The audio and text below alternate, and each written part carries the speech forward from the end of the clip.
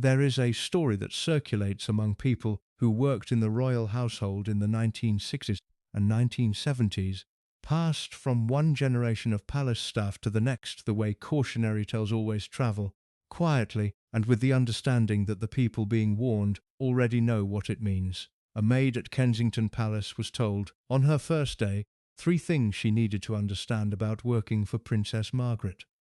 She was not to look at the princess directly.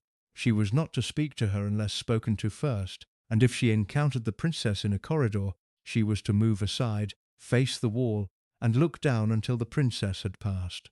She was not working in a Victorian asylum. She was not serving a medieval monarch who believed eye contact from a commoner constituted a form of lèse-majesté. She was a young woman employed in a royal household in the second half of the 20th century, at a time when Britain had a national health service and a welfare state and a Labour government and a cultural revolution that was reshaping what ordinary people expected from the institutions that governed their lives. And she was being told to face the wall. The maid worked at Kensington Palace for years. She absorbed the rules and the rhythms and the particular demands of the household she had entered. She watched colleagues arrive and leave, some lasting weeks, some lasting months, very few lasting years.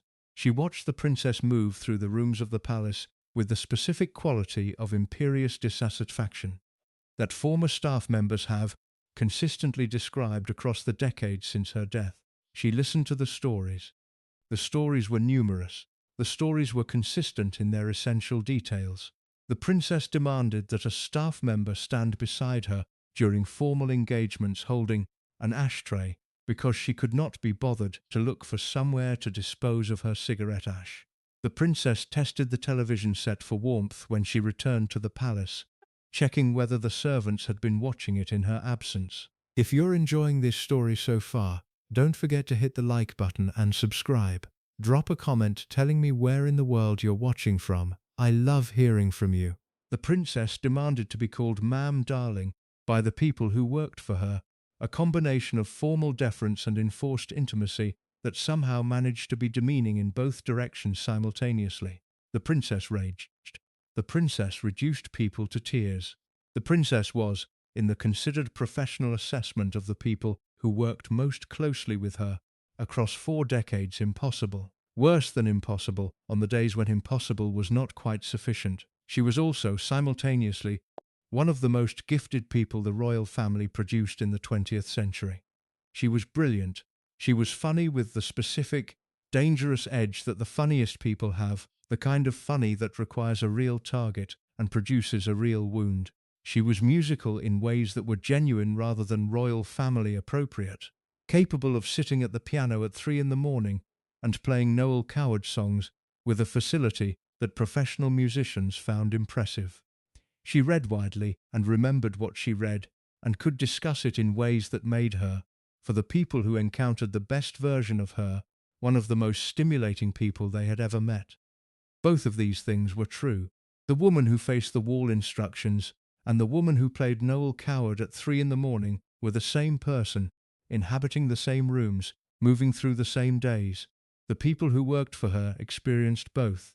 They experienced the brilliance at the long lunches, where the conversation was electric, and the guest list was a cross-section of the artistic and intellectual world that no other member of the royal family could have assembled. They experienced the raged instructions in the corridors and the ashtray demands in the television and the corridors, the face where you face the wall and look down. Most of them have never spoken publicly about any of it because the people who worked in the royal household in those years were trained to the same code that had consumed Marion Crawford in 1950, and that remained operative, maintained through the same combination of institutional loyalty and the fear of what happened to people who violated it. The code kept mouths closed for decades. Then the decades passed. The princess died in February 2002. The statute of limitations on institutional silence, while never formally defined, loosened over the years that followed. Former staff members began to speak, authors began to publish. The specific, textured reality of what it had been like to work for Princess Margaret began to emerge from behind the code, and what emerged was a picture of considerable complexity. It was not a simple story of a monster. It was a story of a woman who had been given everything and denied the one thing she wanted, who had been formed by an institution that celebrated her gifts in public and constrained them in private, who had been brilliant and bored and frustrated and increasingly unhappy across the decades of a life that should by every external measure have been exceptional, and that was, by the internal measure that matters most, considerably less than that. The staff were the people who absorbed the consequences. They were the people who faced the wall and held the ashtray and checked the television, absorbed the rage that was not really about them but that had to go somewhere, because rage of the kind that Princess Margaret carried for most of her adult life goes somewhere whether it is directed or not, and the people closest to the source are always the ones who receive it most completely. This is the story the staff told, and underneath it, visible once you know where to look, is the story of why. Princess Margaret Rose was born at Glamis Castle on the 21st of August 1930, the second daughter of the Duke and Duchess of York, and the registration of her birth was delayed by several days to prevent her being numbered 13 in the parish register. The superstition was observed, the number was avoided. Whatever the precaution was meant to prevent, it did not work. She was born into what appeared to be, by the standards available to royal children of the period, a genuinely warm domestic situation. The Duke and Duchess of York were not the primary royal couple. The Duke's elder brother, Edward, Prince of Wales, was the figure the public watched, the one whose romantic life filled the newspapers and whose future as king seemed settled. The Yorks were the secondary household. They lived at 145 Piccadilly in London, and at Royal Lodge in Windsor. They kept horses and dogs and conducted a family life that was, by multiple accounts, genuinely affectionate in its private dimensions. The king, as the Duke's father George V called himself within the family, was fond of his grandchildren in a way that his public severity did not always suggest. The children were known within the family as Lilibet and Margot. They were, by the available evidence, happy. Margaret was 4 years younger than her sister. This gap was large enough, in the developmental logic of childhood, to mean that they occupied different worlds for most of their early years. Elizabeth was already a serious, watchful child by the time Margaret was old enough to follow her around. Margaret was, by every contemporary account, something else entirely. She was electric. The word appears in almost every description of her as a child, and it appears because it is accurate in a specific way. She generated something in the people around her that was more than the ordinary quality of a lively child. She was more present than other people, more alive to the possibilities of any given moment, more willing to perform, to entertain, to inhabit the centre of any room she was in with a completeness that made her simultaneously delightful and exhausting. Marion Crawford, who arrived as governess to the two girls in 1932, when Margaret was barely 2 years old, noted the quality immediately and tracked its development with the professional attention of someone who had been trained to read children. She described Margaret as remarkably nimble-fingered and adept at anything requiring manual dexterity. She described her as able to pick up a tune by ear at the piano before she had received any formal instruction. She described the mimicry, the gift for impersonating the adults around her, that the adults found simultaneously impressive and alarming, because the mimicry was accurate in ways that suggested the child was taking in far more than she was supposed to. Crawford also noted something that the affectionate portraits of the family's warmth tend to gloss over. Margaret was harder to manage than Elizabeth, not badly behaved in the sense that required intervention, but possessed of a quality of stubbornness and self-will that made the routines and structures of the nursery environment more difficult to maintain around her than around her sister. Elizabeth accepted the structures of her environment and worked within them. Margaret observed the structures, understood them thoroughly, and then pushed against them with a persistence that was both impressive and wearing. This was not a flaw, in any honest assessment. It was a feature of the same character that produced the electricity, the mimicry, the musical ability, the intelligence that her teachers consistently described as exceptional. A child who accepts every boundary without question is a child who may also accept every constraint that the world subsequently imposes on her. Margaret was not that child. She was a child who questioned why the boundaries existed and who pushed against the ones she found unconvincing, and who developed, over the years of her childhood, a sophisticated awareness of the gap between the rules as stated and the rules as actually enforced. The abdication crisis of December 1936 changed everything, as it changed everything for everyone inside the royal household. Margaret was 6 years old. The specific content of what was happening was not explained to her in terms a 6-year-old could fully process. What was explained, in the way that things are explained to 6-year-olds, was that their family was moving to a different house. The different house was Buckingham Palace. The different house was one of the largest and most formal buildings in Britain, and it was not, in any meaningful sense, a house at all. Margaret spent the years from 6 to 11 inside that building, watching the world outside its windows, through glass that was always slightly distant from the life it showed her. She watched the coronation of her father in 1937, too young to participate in any formal way, old enough to understand that something irreversible had happened to the shape of her family's life.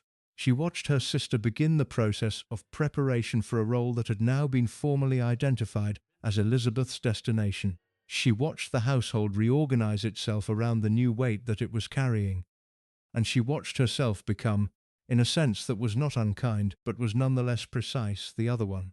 Elizabeth was the heir. Elizabeth was the one whose education and formation and public development were the institution's primary concern. Margaret was the spare, a word that has acquired in subsequent decades an almost clinical quality in the vocabulary of the royal family, but that in the late 1930s simply described the position accurately. She was not the one who mattered most, in the institutional sense, and everyone inside the institution understood this, including Margaret. The institution did not treat her badly. It did not neglect her. She received the same education as her sister, the same access to the same governess, the same wartime experience of Windsor Castle and the dungeon shelters and the Christmas pantomimes that Marion Crawford organized to keep the children purposeful and grounded through the worst years of the conflict. She was not disadvantaged in any material sense.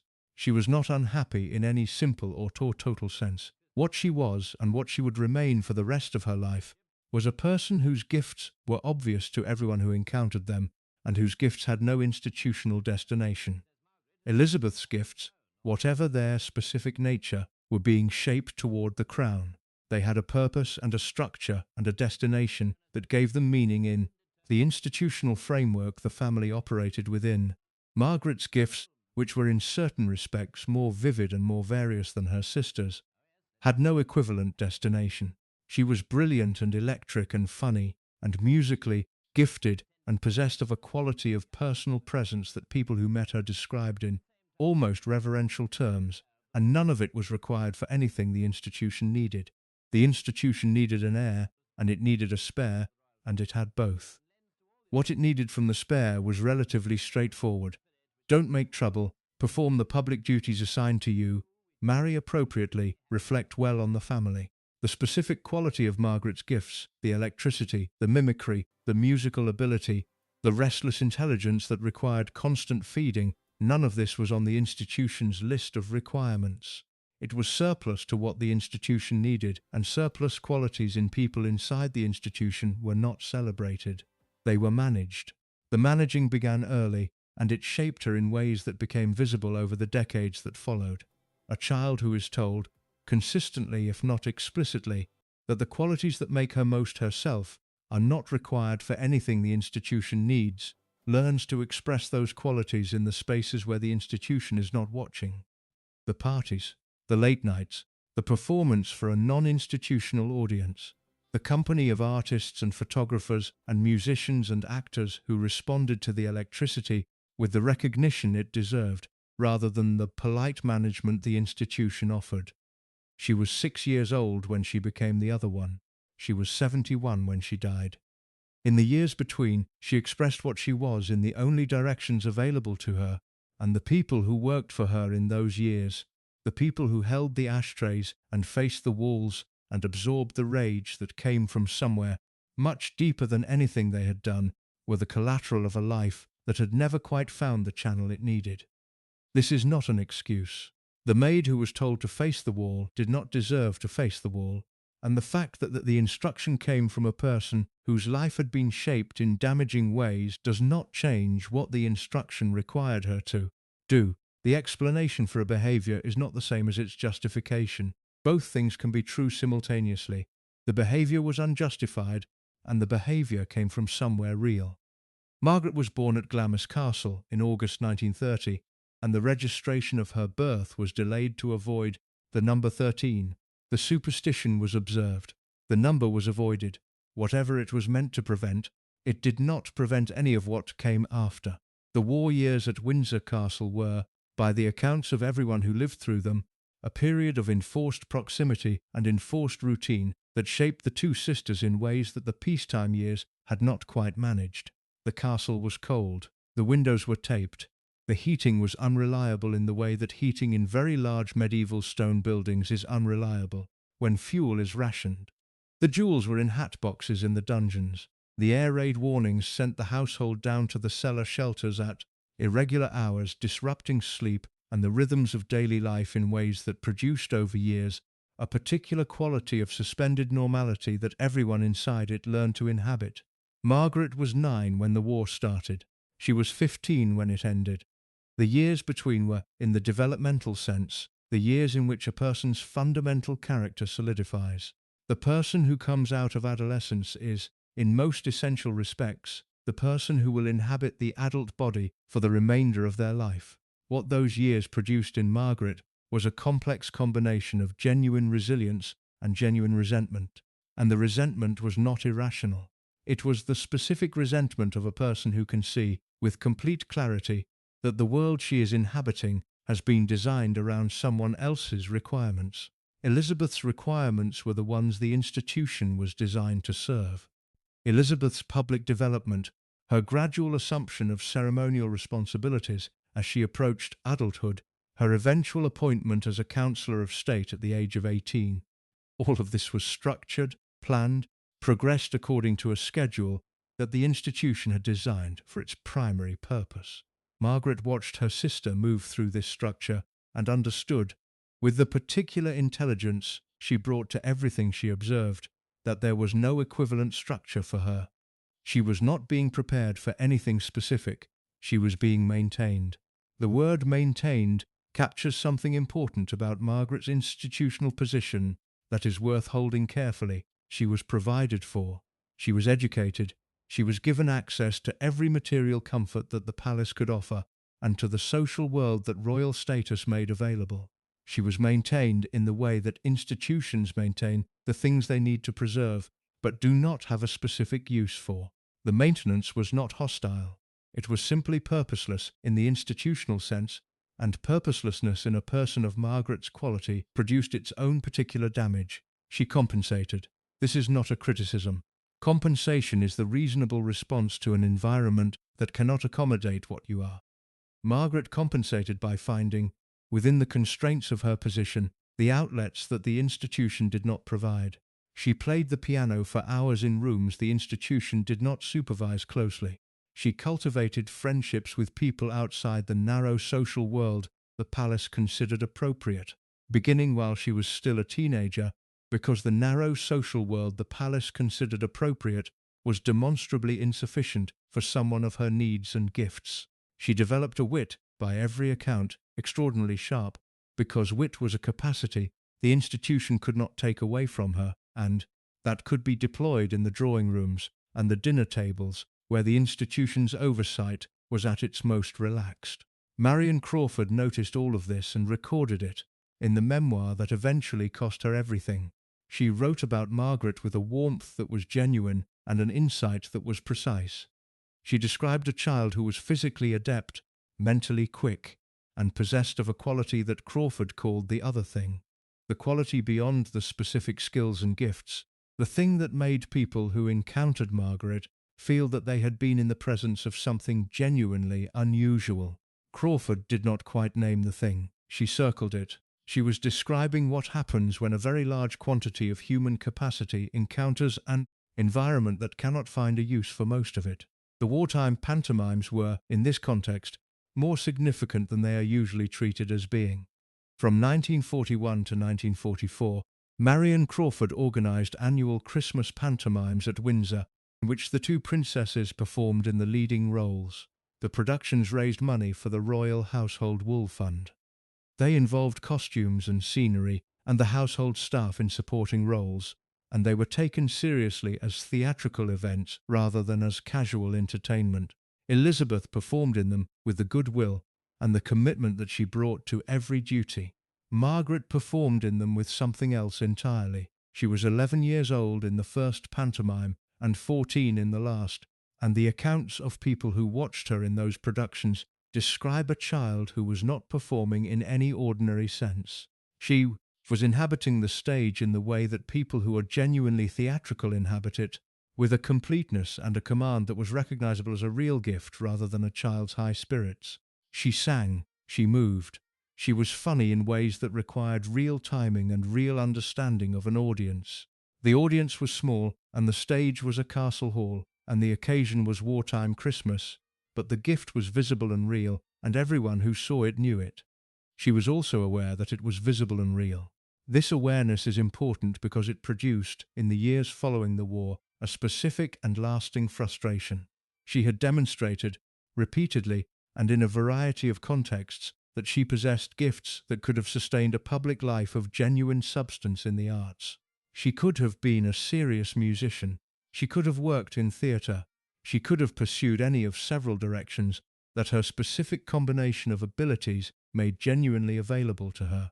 She could not pursue any of them because the institution did not permit its members to have careers, and because a princess who took up acting or music professionally would have created a public relations situation the palace was not prepared to manage. So she did not have a career. She had a role which is not the same thing. The role was to be Princess Margaret, to perform the public duties that the role required, to appear at the events that needed a royal presence, to represent the institution in the contexts where a younger, more glamorous figure than the Queen was considered useful. She did this. She did it for decades.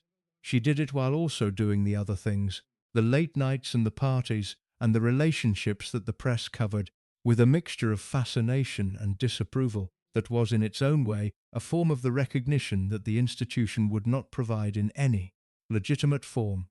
The staff were employed into this situation. They came to Kensington Palace and to the other residences with varying degrees of understanding of what they were entering, and they discovered, at varying speeds and with varying degrees of shock, that the household they were working in was one shaped by a person who had been managing a specific kind of frustration for most of her adult life, and who had not found, by the time most of them arrived, any mechanism for managing it that did not involve redirecting at least some of its weight onto the people closest to her. One former household employee, speaking to a journalist years after she had left the palace's service, put it in terms that were simple and accurate. She said that working for Princess Margaret was like working for someone who had never quite forgiven the world for not being what she needed it to be. She said it without malice. She said it as an observation about the situation she had worked inside for several years, an observation that explained things about the behaviour she had witnessed without excusing any of them. It explained the ashtray demands and the television testing and the face-the-wall instructions. It explained the rages that came from nowhere apparent and the moods that descended without warning and the specific quality of imperious dissatisfaction that former staff described with such consistency that it had to be accepted as an accurate record rather than exaggeration. These were not the behaviours of a person who was simply cruel. They were the behaviours of a person who had accumulated, across decades of a life that had been simultaneously privileged and constrained, a level of frustration that had no adequate outlet and that found the people closest to it in the absence of any better direction. The institution that produced the frustration had no mechanism for acknowledging its role in producing it. The institution never acknowledged these things. It provided the constraint and the frustration and the absence of purpose and the life that was maintained rather than lived. And when the person inside that life redirected some of what it produced onto the people around her, the institution categorized the redirection as a personal failing rather than as a consequence of the conditions it had created. Margaret was the wrong sister. In the institutional sense, the one whose gifts were in excess of the institution's requirements. She was also the one who paid most directly, across the full span of her adult life, for the gap between what she was and what the institution had decided it needed her to be. The staff paid too. They had not designed the institution or the conditions it created. They had simply arrived for work. Peter Townsend arrived in the royal household in 1944. He was 29 years old, a decorated Royal Air Force fighter pilot who had served in the Battle of Britain and whose war record was genuinely distinguished. He had been shot down twice. He had a chest full of medals that were not ceremonial.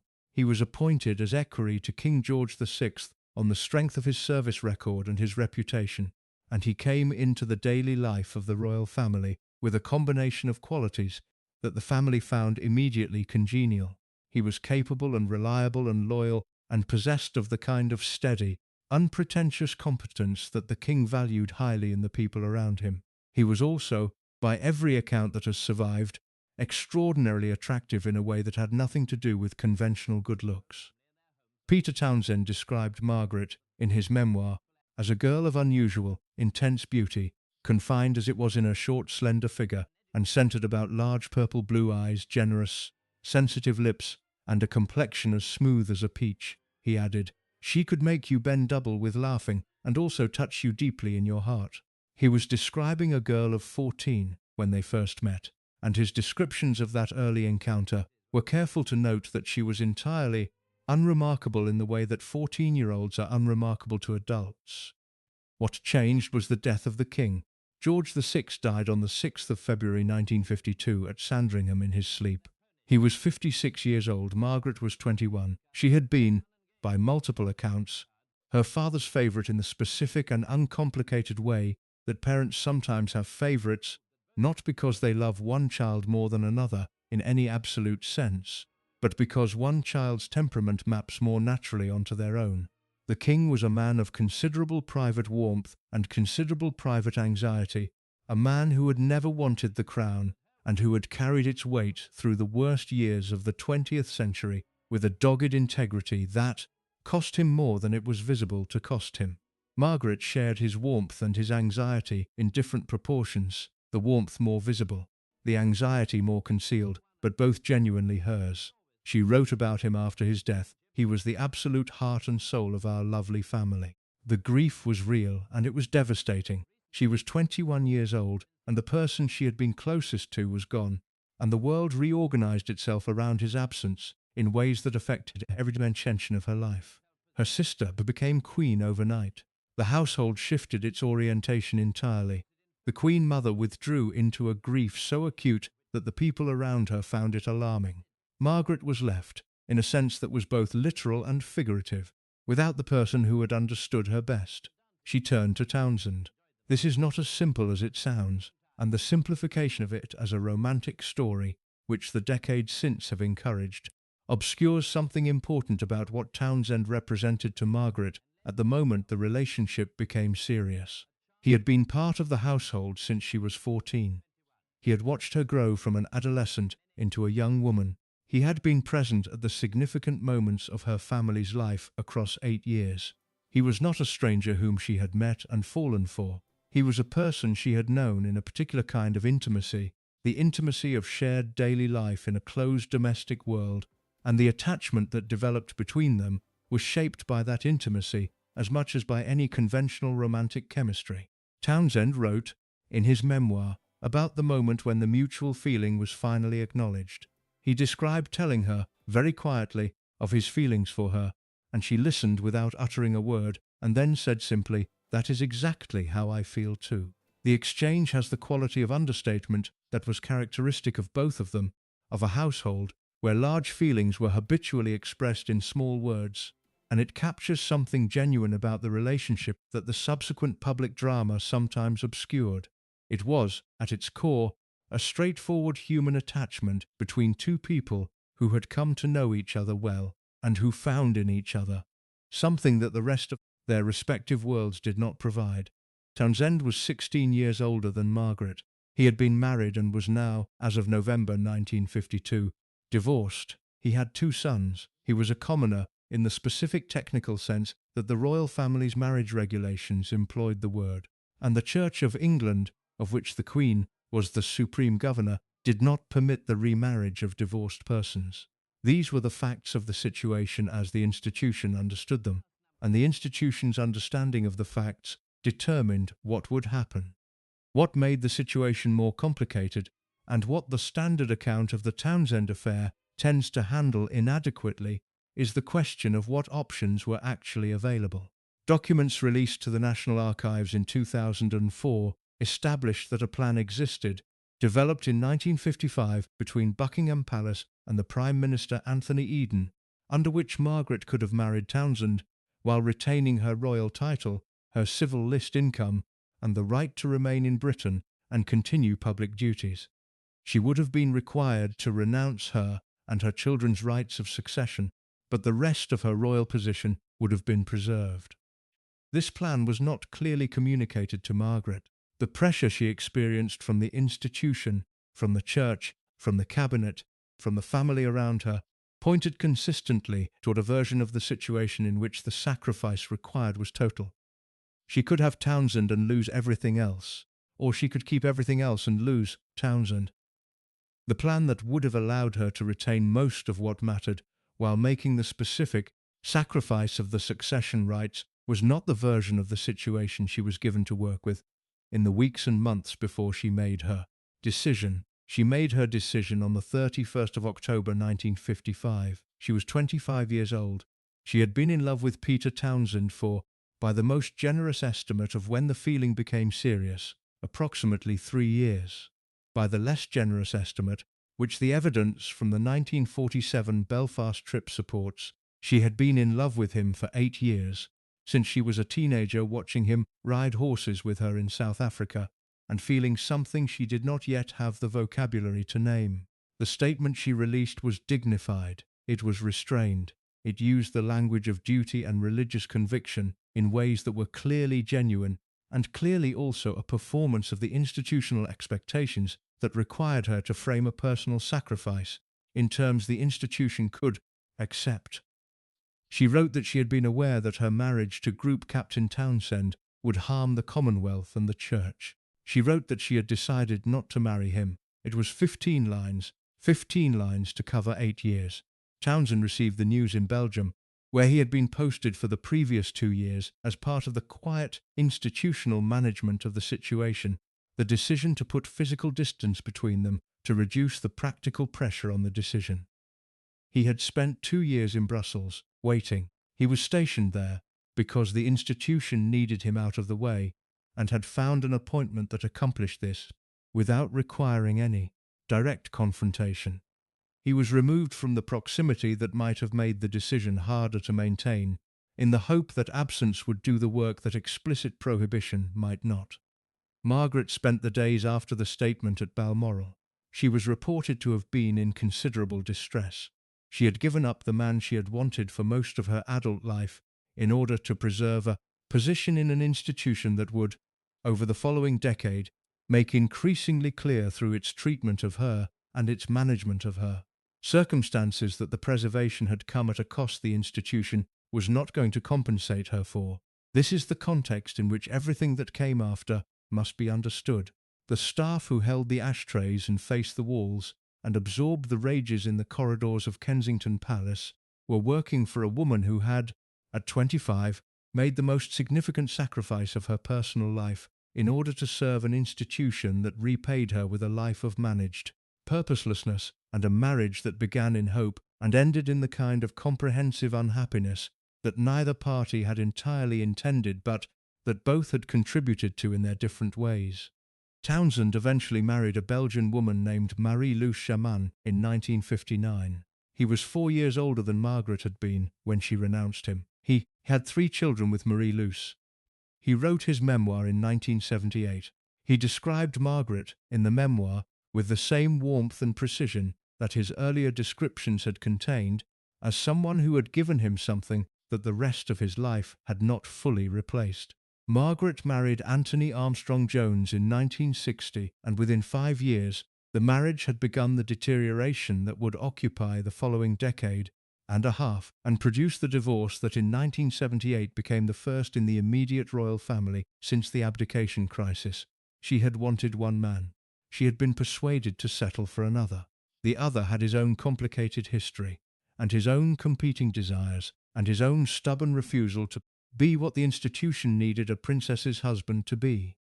The staff who joined the household in the years after the Townsend decision were working in a household that had been shaped by a grief that had no legitimate channel. The institution had closed the channel. The grief redirected itself. It went where grief always goes when it cannot go where it needs to go, sideways into the available space, onto the people who were present. The available space was Kensington Palace. The people who were present were the people who worked there. They had not closed the channel. They had not denied Margaret the man she wanted, or the life she needed, or the career her gifts deserved. They had simply arrived for work. They held the ashtrays. They faced the walls. They absorbed what came from somewhere they had not created and could not fix. And most of them, for most of the decades they worked there, said nothing about any of it, because the code held, and the institution maintained the code, and the code was the only thing that stood between the people inside it and the thing that had happened to Marion Crawford. They said nothing. For decades, Anthony Armstrong Jones came from nowhere that the institution recognized. He was a photographer which the palace's inner circle regarded with the particular wariness that very established hierarchies reserve for people who have made their own way without reference to the categories the hierarchy uses to sort people. He was not aristocracy.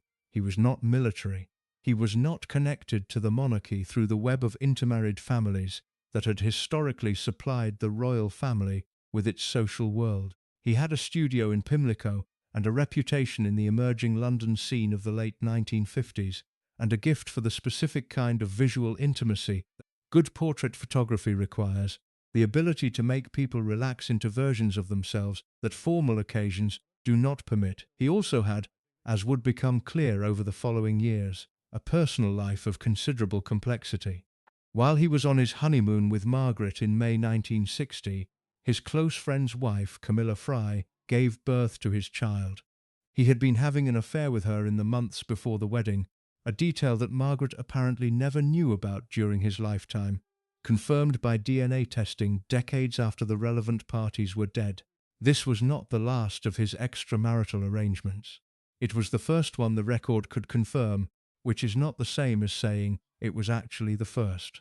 Margaret was unaware of this when she married him. What she was aware of was that he was funny and charming and genuinely talented and possessed of a quality that no one in her immediate social world had quite managed to provide. He treated her like a person rather than a princess. He teased her. He told her what to do, in the specific context of photographic sessions, in a way that no one in the palace environment ever did. He had, as Anne de Courcy noted in her biography of him, very good manners and great charm, and he got on excellently with the royal family. He also had an independence of spirit that his own father had warned would make the marriage difficult. His father said, before the wedding, that Tony was a far too independent sort of fellow to be subjected to discipline, and that walking 2 steps behind his wife would not come naturally to him. His father was right. The marriage was celebrated on the 6th of May 1960 in Westminster Abbey, in the first royal wedding to be broadcast on television, watched by 20 million viewers in Britain and hundreds of millions around the world. The coverage was extensive and warm. The couple looked well together. Armstrong Jones received the title Earl of Snowdon, so that any children they had would carry titles appropriate to their position. They moved into Kensington Palace. They had parties that the press described as the most glamorous gatherings in London, star-studded in ways that no previous royal household had managed, drawing the artists and actors and musicians and designers who were reshaping British cultural life through the decade of the swinging 60s. For a period, perhaps 2 years, it worked. Margaret said, in later life, of the early marriage, he was such a nice person in those days. He understood my job and pushed me to do things. In a way, he introduced me to a new world. The assessment is honest, and the honesty is precise in a way that is worth noting. She is describing someone she knew in a specific period, not someone she knew continuously. He was such a nice person in those days. The qualification is doing the work of an entire marriage. The deterioration began almost immediately and proceeded through the 1960s with the slow, grinding comprehensiveness of two strong-willed people who have discovered that the qualities that attracted them to each other are also the qualities that make coexistence progressively more difficult. They were both accustomed to being the most interesting person in the room. They both needed attention and received it in quantities that would have satisfied most people, and that were insufficient for both of them.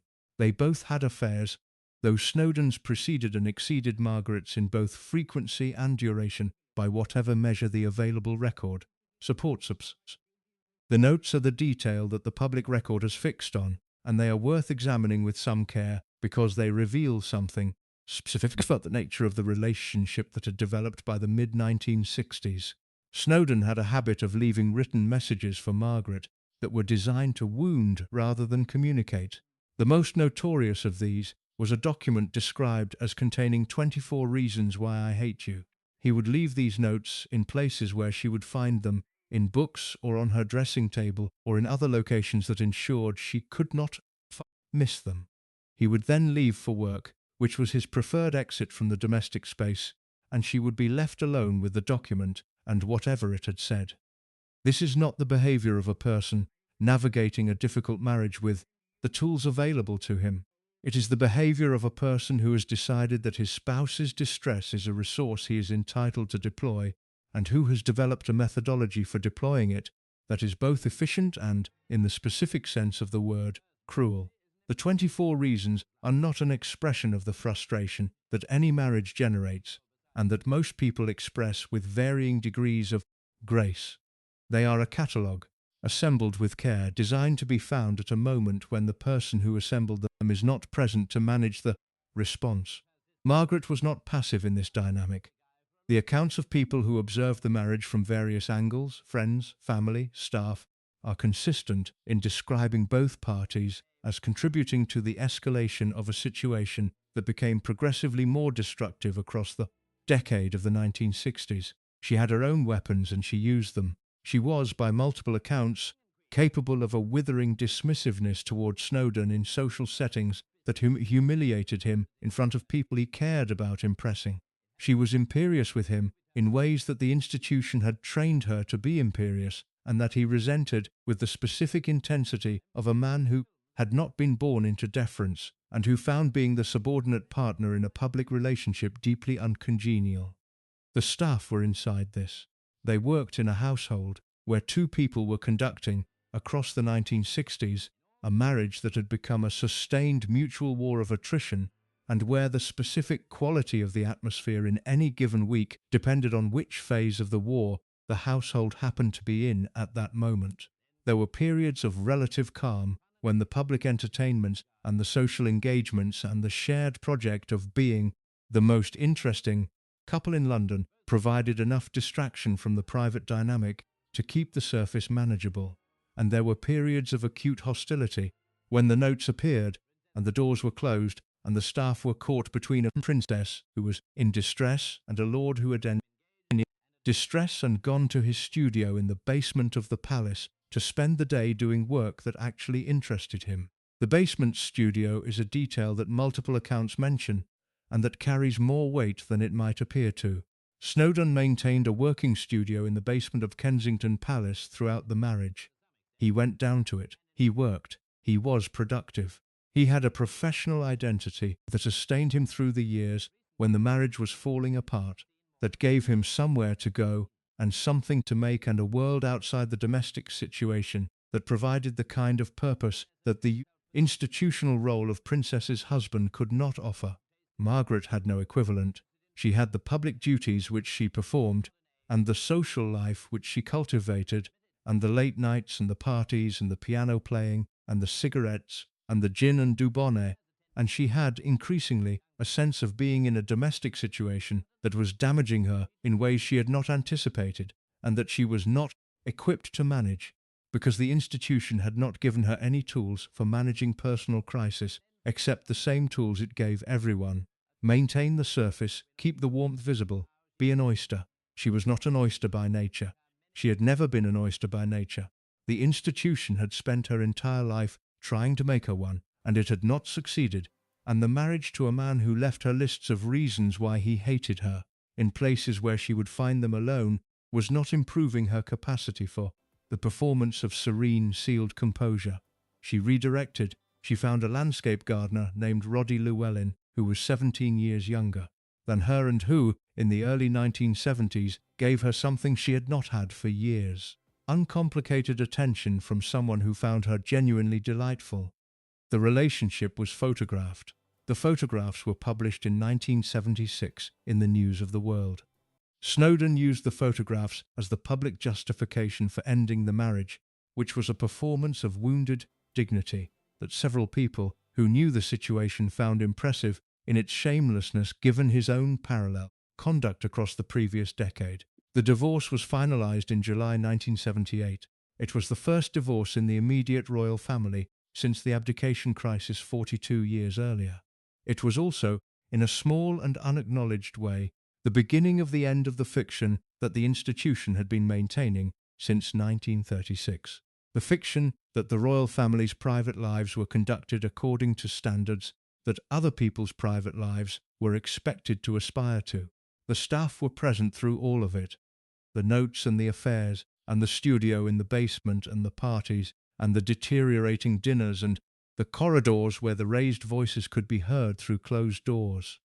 They were present, and they said nothing, because the code held. Most of them, for most of the decades. Then Margaret died in 2002, and Snowden died in 2017, and the people who had been inside that household began, carefully and with varying degrees of directness, to describe what they had seen.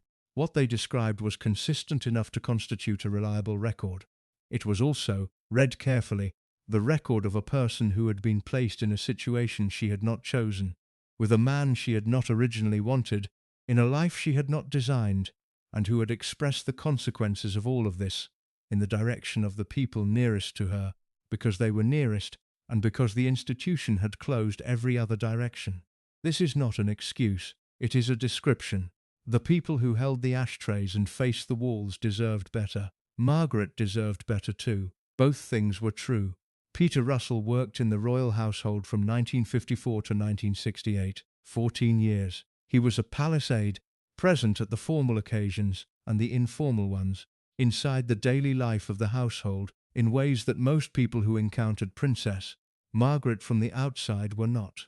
He gave an interview for a documentary called Royal Servants that became one of the more cited sources on the specific texture of what it was like to work for her, and what he described was consistent enough with the accounts of other former staff members that it acquired the weight of a reliable record rather than a single disgruntled employee's grievance. The ashtray is the detail that has attracted the most attention, possibly because it is so precisely illustrative of a particular kind of institutional imperialism that is harder to describe in the abstract. Princess Margaret was a heavy smoker, which was unremarkable in the 1950s and 1960s, when smoking was common across the social spectrum, and when a royal who smoked was not unusual. What was unusual was the expectation that accompanied the smoking. She could not be bothered, in Russell's words, to look for somewhere to fling her ash during formal engagements. She therefore required a member of staff to follow her throughout the event, holding an ashtray positioned within easy reach at all times, so that she could dispose of her ash without the inconvenience of locating a receptacle herself. Russell described what this meant in practice at a banquet or a large social occasion. It meant you had to dance attendance on her all night long, possibly just standing to her left or right with an ashtray, so she didn't have to look to see where she flicked her ash. The phrase dance attendance covers something important. It means be present and useful without being noticed. It means be available without intruding. It means subordinate every other aspect of your own experience of the event to the single function of being within reach when the ash needs somewhere to go. The person holding the ashtray was not performing a trivial task, in the sense that ashtrays are trivial objects. They were performing something more fundamental. They were demonstrating, through their sustained physical presence in a specific role, the hierarchy of significance that the household operated by. The princess was at the center. The staff were at the circumference, defined by their proximity to her requirements rather than by any quality of their own. The ashtray was the physical expression of this. Ma'am darling was the required form of address. This combination of formal deference and enforced intimacy is unusual enough in the vocabulary of royal protocol to be worth examining carefully. The correct form of address for a princess was ma'am. The addition of darling converted the formal title into something more personal, more possessive, more insistently indicative of a relationship between the person being addressed and the princess that existed on terms the princess defined. You were her darling in the sense that she had decided to extend to you a form of address that implied warmth, and the implication was non-negotiable, and the warmth was real only in the specific sense that the princess experienced her relationship with her staff as warm, which is not the same as the staff experiencing it that way. The television testing. Paul Burrell, who worked at Kensington Palace during the relevant period, described how Princess Margaret would touch the television set when she returned to the palace, checking whether it was warm. If it was warm, it had been on. If it had been on, a staff member had been watching it in her absence. If a staff member had been watching it in her absence, she would fly into a rage. The logic operating here requires a moment's attention. The staff were employed to perform specific functions: cooking, cleaning, attending to the princess's personal needs, maintaining the household. They were not, presumably, employed to watch television. The princess's objection to their watching it in her absence was therefore, at one level, simply a management preference. She did not want her employees using her personal equipment for their own leisure during working hours. But the specific mechanism she chose, the touching of the screen, the test for warmth, the physical investigation of whether the prohibition had been observed, reveals something additional. It reveals a surveillance posture, a default assumption that the staff could not be trusted to observe the prohibition without being monitored, that their behaviour in her absence was something requiring active oversight rather than the ordinary professional trust that most employment relationships eventually establish. It reveals a household in which the staff were not treated as professionals whose judgment could be relied upon, but as subjects whose compliance required physical verification. The instruction to face the wall in corridors. This is the detail that sits most heavily in the record of what it was like to work for Princess Margaret. Not because it was the most frequent or the most dramatic demand she made, but because it is the most complete expression of the underlying logic of her household. The maid who told author Tom Quinn about her first day at Kensington Palace said she was told 3 things. Do not look at the princess directly. Do not speak to her unless spoken to, and if you encounter her in a corridor, move aside, face the wall, and look down until she has passed. The wall instruction carries a specific weight. Looking down would have been sufficient to avoid the kind of direct eye contact that the instruction to not look at her was presumably designed to prevent. Looking away would have been sufficient. The instruction to face the wall requires an active turning of the body away from the principal, a physical performance of invisibility that goes beyond not looking. It requires the staff member to remove themselves, as completely as their physical presence permits, from the field of vision of the person passing by, to become, for the duration of the corridor encounter, not a person present in the same space, but a surface of the building itself. The instruction was, in its own way, a form of erasure. The staff were being asked, in the specific mode of the corridor encounter, to become invisible, not to behave invisibly in the sense of being unobtrusive and discreet and professionally contained, to actually, physically, turn away and efface themselves from the encounter. The instruction described a relationship between the princess and the people who worked for her. That was not the relationship between an employer and employees. It was the relationship between a sovereign and subjects, maintained inside a private household in the second half of the 20th century, applied to people who were citizens with rights and not subjects with obligations. These demands were not isolated incidents that former staff members recalled with disproportionate emphasis because they were the only available examples of bad behaviour. They were consistent features of the household that multiple former employees described independently and that formed a coherent picture of a domestic environment structured around a particular conception of what the people who worked in it were for. The conception was this: the staff existed to serve the princess's requirements, and the requirements were defined by the princess, without reference to what the people meeting them might find reasonable or unreasonable. The requirements were not negotiable in the way that employment requirements are normally negotiable through the processes of professional feedback and mutual adjustment that most workplaces develop over time. They were stated, and they were observed, or the person who failed to observe them dealt with the consequences.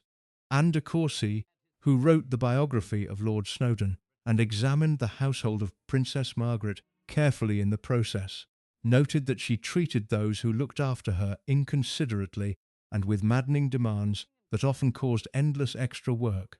The phrase maddening demands is doing several things simultaneously.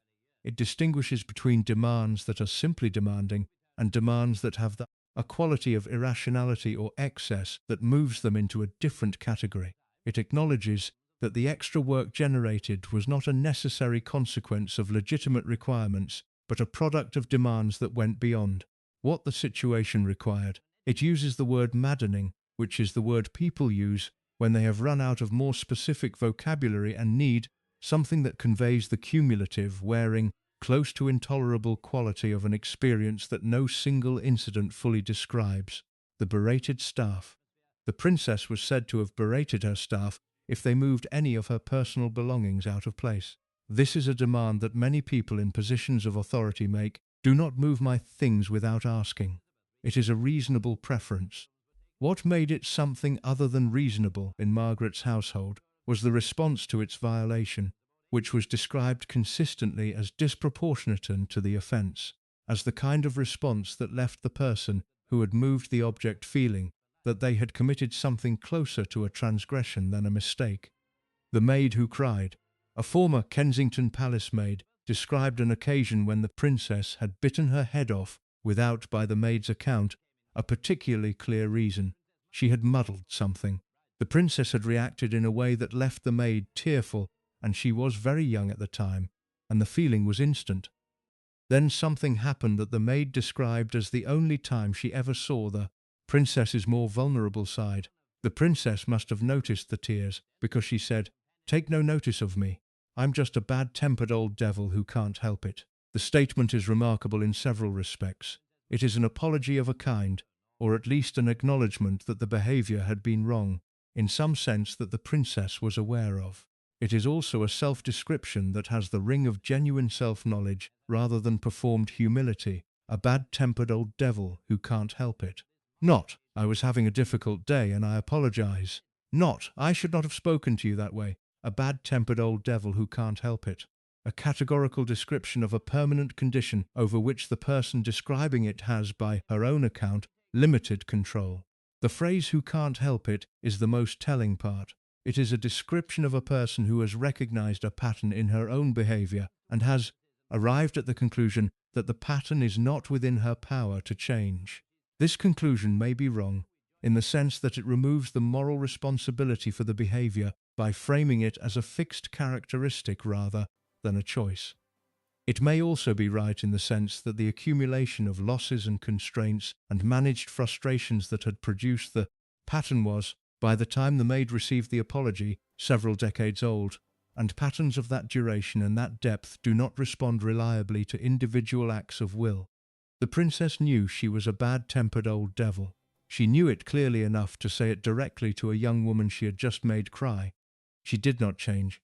She could not change, in the sense that she could not change the conditions that had produced the bad temper. And the conditions were not her creation. What she could have changed, and did not change, was the direction in which the bad temper moved when it needed somewhere to go. It moved toward the staff. It moved there because that is where the available space was. The institution had closed every other direction. The maid remembered the moment for the rest of her life. Not because the princess had been kind to her in the conventional sense, because she had been honest with her, and the honesty was the one genuine thing in an encounter that had otherwise been defined by the conventions of a hierarchy that neither of them had designed and that neither of them could change. Colin Tennant bought the island of Moustique in 1958 for £45,000. It was a small piece of the Caribbean, part of the chain of islands that makes up St. Vincent and the Grenadines, roughly 100 miles west of Barbados. When Tennant acquired it, it had no electricity, no reliable running water, and no particular infrastructure beyond what remained of the sugar plantations that had been abandoned and overgrown since the 19th century. What it had was privacy, which in the late 1950s was still something that could be purchased at the right price in the right location by the right kind of person. Tennant gave Princess Margaret a 10-acre plot on the island as a wedding present when she married Anthony Armstrong Jones in 1960. The gift was characteristic of Tennant's particular style of friendship, which operated at the intersection of genuine affection and the kind of spectacular gesture that distinguished serious friendship from the ordinary kind. He had courted Margaret briefly before the Armstrong-Jones engagement was announced, and the relationship that developed between them across the following decades was one of the more durable and, in certain respects, more honest of her adult life. He understood her in the specific way that people who have been around very powerful personalities for a long time understand them, completely, without illusion, and with a kind of rueful acceptance of the full picture that her more casual admirers were unable to sustain. She did not build her villa on Mustique immediately. The island was, in the early years after the wedding, still being developed.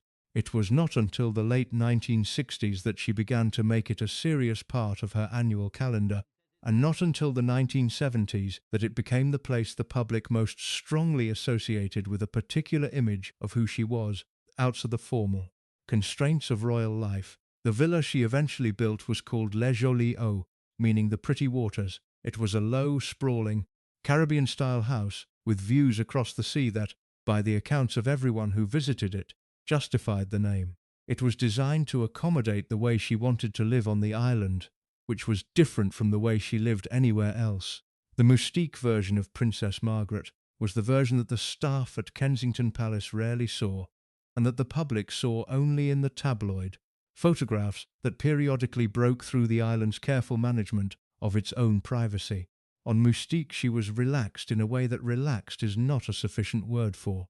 She was free in the specific sense of someone who has spent most of their life inside a set of constraints, and who has found, in one particular place, a version of life that the constraints cannot reach.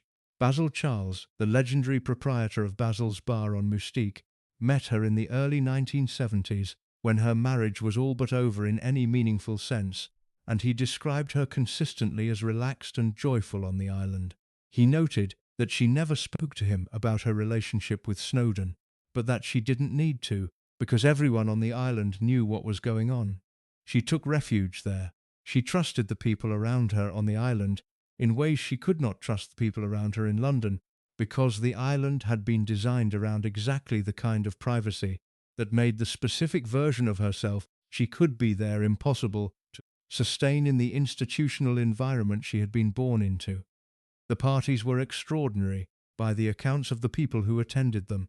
Mustique in the 1970s attracted a crowd that was described by one of the island's regular inhabitants, Tatiana Copeland, as totally unusual, striking, and eccentric. "Nobody sane comes to Mustique," she told Town and Country. The parties competed with each other in their ambition and their duration, going on far into the night with dancing and drinking and the kind of social performance that requires an audience sufficiently sophisticated to appreciate it. Margaret was, in this environment, genuinely in her element in a way that the garden parties and state banquets of her official life could not replicate. She demanded her famous grouse whiskey, which had to be ready when she arrived. She demanded the specific conditions of the party in which she intended to perform, which was the word her biographer, Craig Brown, used, accurately, for what Margaret did in social settings. She performed. She was the star of the room in the way that people who have been preparing for stardom since childhood and who have found no adequate outlet for it elsewhere are stars when they finally find their stage. On Mustique, surrounded by rock stars and aristocrats and eccentrics who had come specifically for the experience of being in her presence, she performed with everything she had. Craig Brown, whose 2017 biography Ma'am Darling assembled 99 perspectives on who Margaret was, described the dynamic with precision. He wrote that the connoisseurs wanted to see her getting uppity, that it was what she did best, that if you were in search of an amusing tale, you would opt for the immersive Margaret experience. A late night and a show of stroppiness, all ready to jot down in your diary the moment she left, her high-handedness transformed, as if by magic, into anecdote. Hoity-toity was what was wanted. This is a sharp observation, and it is worth sitting with for a moment. Brown is describing a social dynamic in which Margaret's difficult behaviour was not merely tolerated by the people who sought her company, but was actively desired. The high-handedness was the entertainment, the imperious demands, the withering assessments of other people's inadequacies, the performance of regal displeasure at the slightest deviation from her preferences.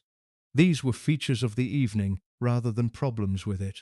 The guests who went home and wrote in their diaries about what Margaret had said and done were not writing complaints. They were recording the evening's highlights.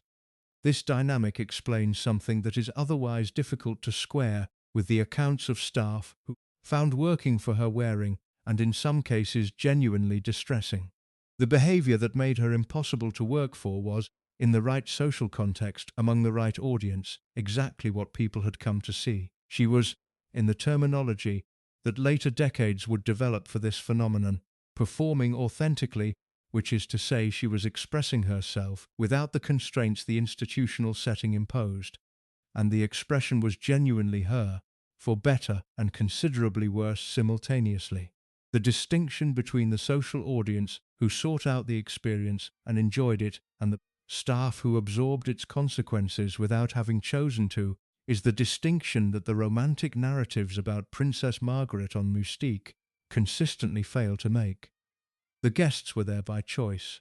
They had decided that the Margaret experience was worth having, and their choice of it meant that the difficult dimensions of the experience arrived with their informed consent, if not exactly their enthusiastic welcome. The staff had not made the same choice. The staff were there because it was their job, and the job required them to absorb the same energy that the guests were paying to be entertained by, without the social compensations that entertaining company provides. When Margaret glued matchboxes onto tumblers so that she could strike matches while drinking, which Craig Brown documented as one of her habits, the person who picked up the abandoned construction and disposed of it was a member of staff. When she chain smoked from morning until night, the person who managed the consequent detritus was a member of staff. When she arrived at a party expecting famous grouse to be in her hand before the conversation began, the person who had sourced, cooled, and positioned the famous grouse was a member of staff.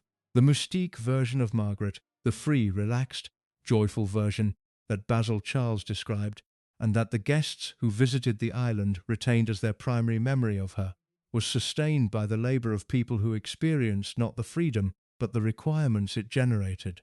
The island was also, from the mid-1970s onward, the location of the relationship that would ultimately destroy her marriage in its public dimensions, and that would produce the most sustained tabloid coverage of her personal life before or after. Roddy Llewellyn was 26-year-old when he met her in 1973. She was 43. He was a baronet's son who had found his way through a circuitous route that included a period of significant personal difficulty to a career as a landscape gardener. He was not a sophisticated person in the way that most of Margaret's social circle was sophisticated. He was not a rock star or an aristocrat or a wit of the first order. He was a young man who found her genuinely delightful and who was, in the specific context of the relationship, uncomplicated in his attention to her in a way that the people she had been surrounded by for most of her adult life had never been. She was 43 years old, and she had been in a marriage that was conducting its final, increasingly vicious deterioration for the previous 5 years. She had been in love with Peter Townsend for 8 years before she gave him up. She had been inside an institution that had shaped every significant relationship in her life for all 43 years of her existence. Roddy Llewellyn was 26, and he thought she was wonderful, and he did not pretend otherwise, and he did not have an agenda, and he was not performing deference that concealed something else. And he was not managing his own career through the relationship with the skill that people who had spent decades in the royal orbit had developed.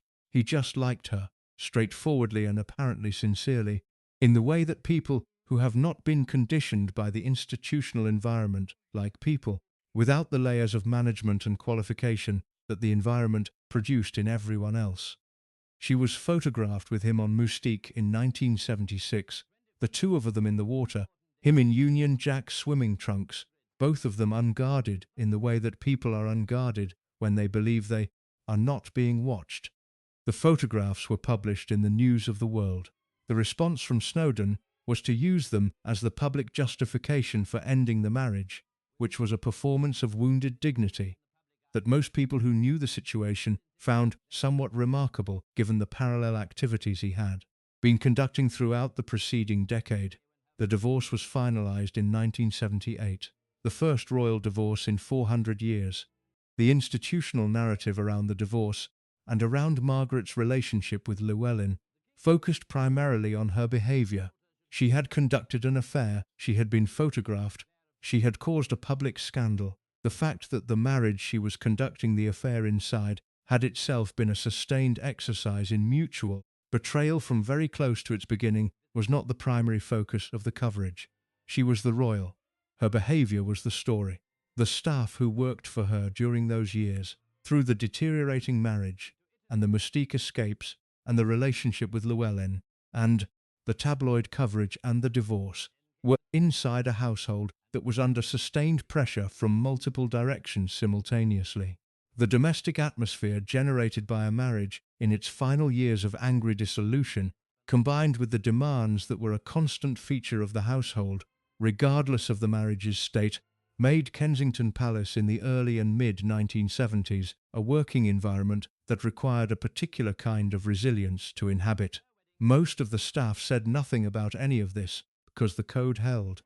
They absorbed what the household required them to absorb, they performed their functions, they faced the walls in the corridors, and held the ashtrays at the formal events, and checked whether the television had been touched when the princess had been in London, and they kept the code, and most of them kept it for the rest of their working lives.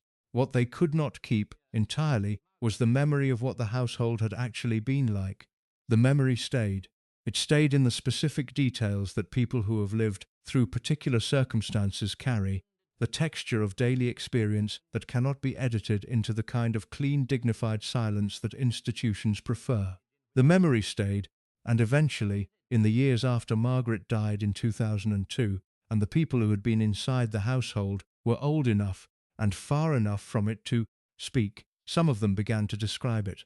What they described was not a monster. It was a woman who had needed, for most of her adult life, something the world she inhabited could not give her, and who had found on a Caribbean island a version of life that was closer to what she needed, and who had made the people who worked for her pay in the specific currency of absorbed demand and witnessed difficulty and absorbed rage for the gap between the island version and every other version. The island version was the real one, in the sense that the person who was relaxed and joyful in Basil Charles's bar on Moustique was expressing something genuine that the institutional environment suppressed. The institutional environment was also real. Both versions of her were real. The staff experienced both, and they experienced both without the choice that distinguished their experience from that of every guest who visited Moustique and went home to write about it in their diary. She started piano lessons at the age of 4. By the time she was an adult, she was good enough that professional musicians who played alongside her at private gatherings noted the ability, without the qualification that usually accompanies descriptions of aristocratic musical talent. They did not say she played remarkably well for a princess. They said she played well. The distinction matters because the first is a compliment to the station, and the second is a compliment to the ability, and the two are not the same thing and require different kinds of acknowledgement. Noel Coward, who was himself one of the most gifted entertainers of the 20th century, and who was not a person given to unearned praise, admired Margaret's intelligence explicitly and consistently. He spent time with her across several decades and observed, in his diaries and in his private correspondence, a woman whose mind he found genuinely stimulating rather than merely entertaining. He was not alone in this assessment. Gore Vidal, the American novelist and essayist, who was not known for his deference toward the powerful or his willingness to overstate the gifts of people he found unimpressive, made similar observations. Pablo Picasso was apparently intoxicated by what one writer called her Margaretness. Peter Sellers, who was himself a person of exceptional and in many respects ungovernable intelligence, found her company worth seeking out. These were not people who paid compliments as social currency. They were people who were difficult to impress and who found, in Princess Margaret, something that impressed them. The something was not her royal status, which was the least interesting thing about her to the artists and writers and musicians who constituted her serious social world from the 1960s onward.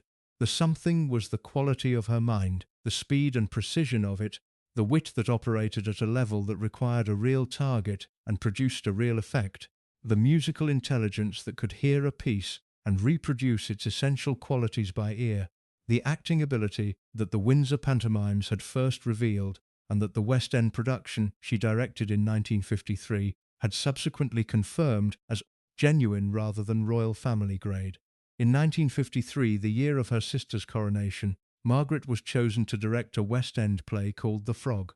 This is a detail that tends to be mentioned in passing in accounts of her life, and that deserves more sustained attention than it usually receives, because the West End does not invite people to direct its productions as a curtsy to their social position. The invitation was a professional assessment of a genuine ability. She was 23 years old, the sister of a newly crowned queen, and she was directing a professional theatrical production, which is a job that requires a specific combination of artistic vision, practical authority, and the ability to manage a room full of people with their own strong views about how the work should be done. She was good at it. By the accounts of the people who worked with her on the production, she was decisive and she was specific, and she had ideas that were clear and defensible rather than vague and deferential. The production happened. It ran. It was reviewed. The reviews were not condescending in the way that reviews of celebrity-directed productions sometimes are. They treated the work as work and assessed it accordingly. She never directed another professional production. The institution did not encourage it. The institution required its members to perform public duties and to represent the crown in official contexts, and professional theatre direction was not an official context. It was a personal ambition. Personal ambitions in members of the royal family were managed, which meant they were acknowledged with qualified warmth and then firmly directed toward the kinds of expression that did not create complications for the institution's public image. The complication that a working princess directing theatre productions would have created for the palace is not difficult to identify. She would have had a career. She would have had professional peers and professional assessments and the kind of public identity that was not entirely managed by the institution. She would have had somewhere to go with the gifts that the institution had no use for. She would have been, in ways that would have been visible to the public, a person as well as a princess, which was exactly the kind of distinction the institution had always been most careful to prevent. She was not permitted to have a career. She had a role and she had patronages over 80 organizations of which she was patron or president by the end of her life, covering children's charities and ballet companies and ambulance brigades and nursing corps and the full range of official welfare and arts. Organizations that the palace assigned to its members according to a calculus that had nothing to do with the specific interests or abilities of the palace person being assigned. She did this work, she attended the events, and she opened the buildings, and she signed the letters, and she represented the institution in the ways the institution required. She did it, by the accounts of people who observed her in these contexts, with varying degrees of engagement. The varying degrees matter. She was, in the contexts where the work connected to something she genuinely cared about, visibly present in a way that the better palace events produced. She was patron of the Royal Ballet. She cared about ballet with the specific, informed passion of someone who had studied it seriously and who attended productions not as ceremonial obligation, but as genuine pleasure. She was patron of the National Society for the Prevention of Cruelty to Children. She took the welfare work seriously in ways that former colleagues described as consistent and practical rather than performed. When the engagement genuinely connected to something she understood and valued, she was good at it. When it did not connect, she was not. Craig Brown's description of her public duties is precise and unsparing. Her days were burdened with a succession of royal duties, most of them bottom-drawer and dreary. A patron of the arts who imagined herself an actress, Margaret proved incapable of masking ennui. The ennui was not imagined, and it was not performed. She was doing things she had not chosen, and that did not interest her in a life she had not designed, and the inability to mask the ennui was a function of the same quality that produced the mimicry and the piano playing and the wit. She could not pretend convincingly when the pretending required her to perform engagement she did not feel.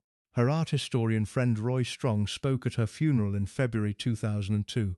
He observed, with the specific candor of someone who had known her well enough to say an honest thing in a formal setting, that the common touch she had not. He was a friend.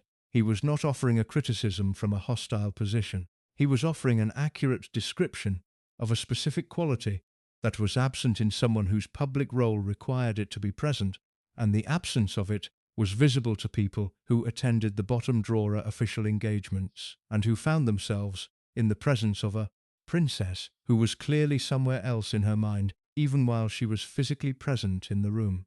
She knew that the common touch was not hers. She was aware of it, and she was not embarrassed by in the way that people who have made a serious effort to acquire something failed are embarrassed.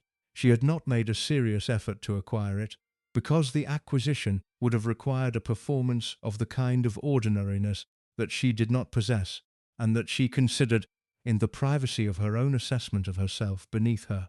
This is not an attractive quality. It is also an honest one, in the specific sense that dishonest people perform the common touch rather than acknowledging they do not have it, and Margaret did not perform things she did not feel. If you're hooked on this story, make sure to subscribe and turn on notifications so you never miss an upload. Your support means everything and helps me bring you more emotional stories like this one. The result, in the context of her public duties, was a princess who was frequently assessed by the people who organized her official engagements as difficult, demanding, unreliable in her punctuality, unreliable in her engagement, and possessed of a quality of visible dissatisfaction with the proceedings that communicated itself to the room she was in, regardless of her intentions. A patron of the arts who imagined herself an actress, Brown wrote, the imagining was not delusion. The acting ability was real, and the professional assessment of it was genuine, and the West End direction was not courtesy. What she was imagining was not a talent she did not have. She was imagining the life that the talent could have sustained if the institution had allowed her to pursue it. The institution had not allowed it, and the not allowing had produced, over the decades, the ennui that Brown described, the bottom-drawer duties performed by a woman who knew she was capable of more, and who had been told, consistently and finally, that more was not what the institution required. Her own summary of her position in the family was the most accurate description of it that anyone produced. She said, "It was inevitable, when there are two sisters, and one is the queen, who must be the source of honour and all that is good, while the other must be the focus of the most creative malice, the evil sister." She was not presenting herself as genuinely evil. She was describing the structural logic of a two-sister situation inside a monarchy, in which the institution's needs create, with mechanical certainty, a binary of good and difficult, admirable and troublesome, the heir and the spare. She was the spare. The spare's role was to support the heir without competing with her, to perform the duties assigned without developing independent significance, to represent the institution without drawing attention that belonged to the sovereign. These requirements were not stated. They operated through the accumulated weight of the family's responses to everything Margaret did that stepped outside them, the gentle management and the firmer management and the institutional closing of the professional directions she had tried to pursue. She had directed a West End production at 23 and never been invited to direct another.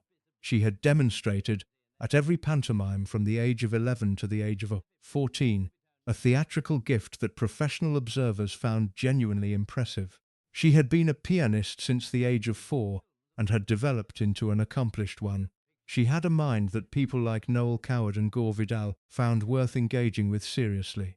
She had been assessed, repeatedly, and by people qualified to assess it, as possessed of a collection of artistic gifts that could have sustained a public life, genuine substance. The institution had no use for any of it. The institution needed a princess. The princess needed to perform the bottom drawer duties and attend the official engagements and not have a career and not be more interesting to the public than the sovereign and be an oyster in the corridors that mattered. She could not be an oyster. She had never been an oyster.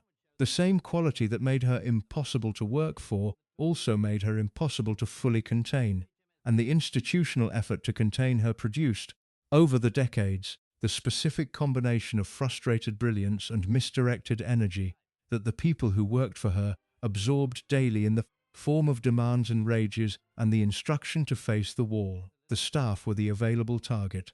They absorbed what the institution had created in the direction that gravity and proximity made available, without having chosen to be there and without having designed the conditions that made it necessary. Most of them were professional about it. Most of them said nothing, held the ashtrays and faced the walls and checked the warmth of the television and absorbed the rages and kept the code, because the code was what the institution required, and the institution's requirements were the only framework available. A few of them, eventually, described what they had seen. What they described was not a monster. It was a waste. The dinner was scheduled for 8:30. At 8:30, Princess Margaret's hairdresser arrived. The other guests waited. The hairdresser worked. The coiffure was concocted. In the words of the writer Nancy Mitford, who witnessed the event at a Paris party in 1959, into a ghastly confection that she described as making Margaret look like a huge ball of fur on two well-developed legs. The guests continued to wait. Dinner could not begin until the guest of honor arrived. This was royal protocol, not a personal preference of the host, and the protocol was absolute. Nobody sat down, nobody ate, nobody began until the princess was present and had indicated by sitting that the rest of the room had her permission to do the same. She arrived eventually, after the hairdresser had finished. Dinner was served. It was late, the food had suffered somewhat for the waiting, and the guests had been standing and drinking on empty stomachs for what felt, and by the clock was, considerably longer than the evening had been designed to accommodate. The next morning, Margaret cancelled the planned excursion she had previously agreed to attend, citing a cold, and spent the day in fittings at the house of Dior.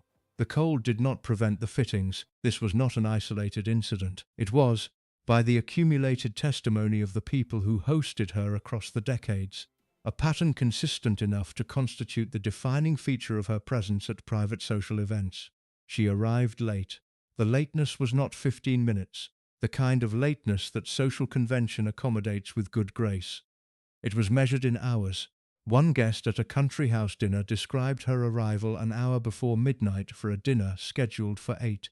By the time she arrived, the servants had gone home to bed, the food had been ruined, and the assembled guests, in the guest's own account, were absolutely plastered from drinking through the hours of waiting. She then kept the household up until 4 in the morning. She smoked throughout, which the guest described as kippering them with her cigarettes. Long after the crack of dawn, with no coffee and no staff left to clear the previous night's detritus, the guest wandered out of the house and arranged an emergency telephone message requiring their immediate return home. Craig Brown, who assembled this and dozens of other accounts for his biography, identified the mechanism that made this behaviour structurally inevitable rather than merely personally inconsiderate. Royal protocol dictated that no one could leave before the princess. It dictated that dinner could not begin before she arrived. It dictated that if she did not want pudding, nobody else had pudding. These were not informal customs that could be modified by a guest's willingness to be flexible. They were the formal rules of the situation, and they applied regardless of whether the princess chose to exploit them or not.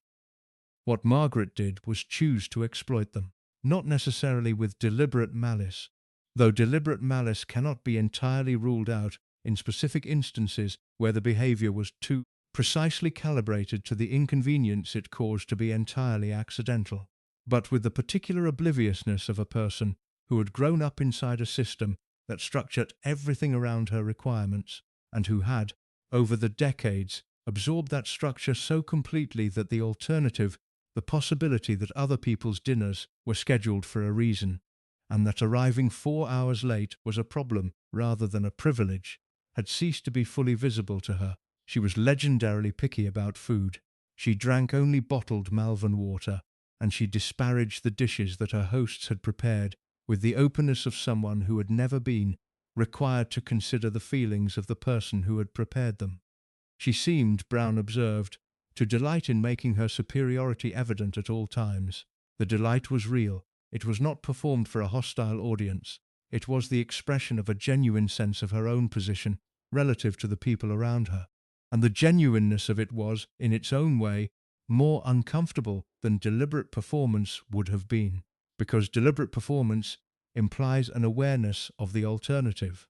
The hosts who invited her did so despite all of this, which is the detail that Brown's account makes most interesting. They invited her again.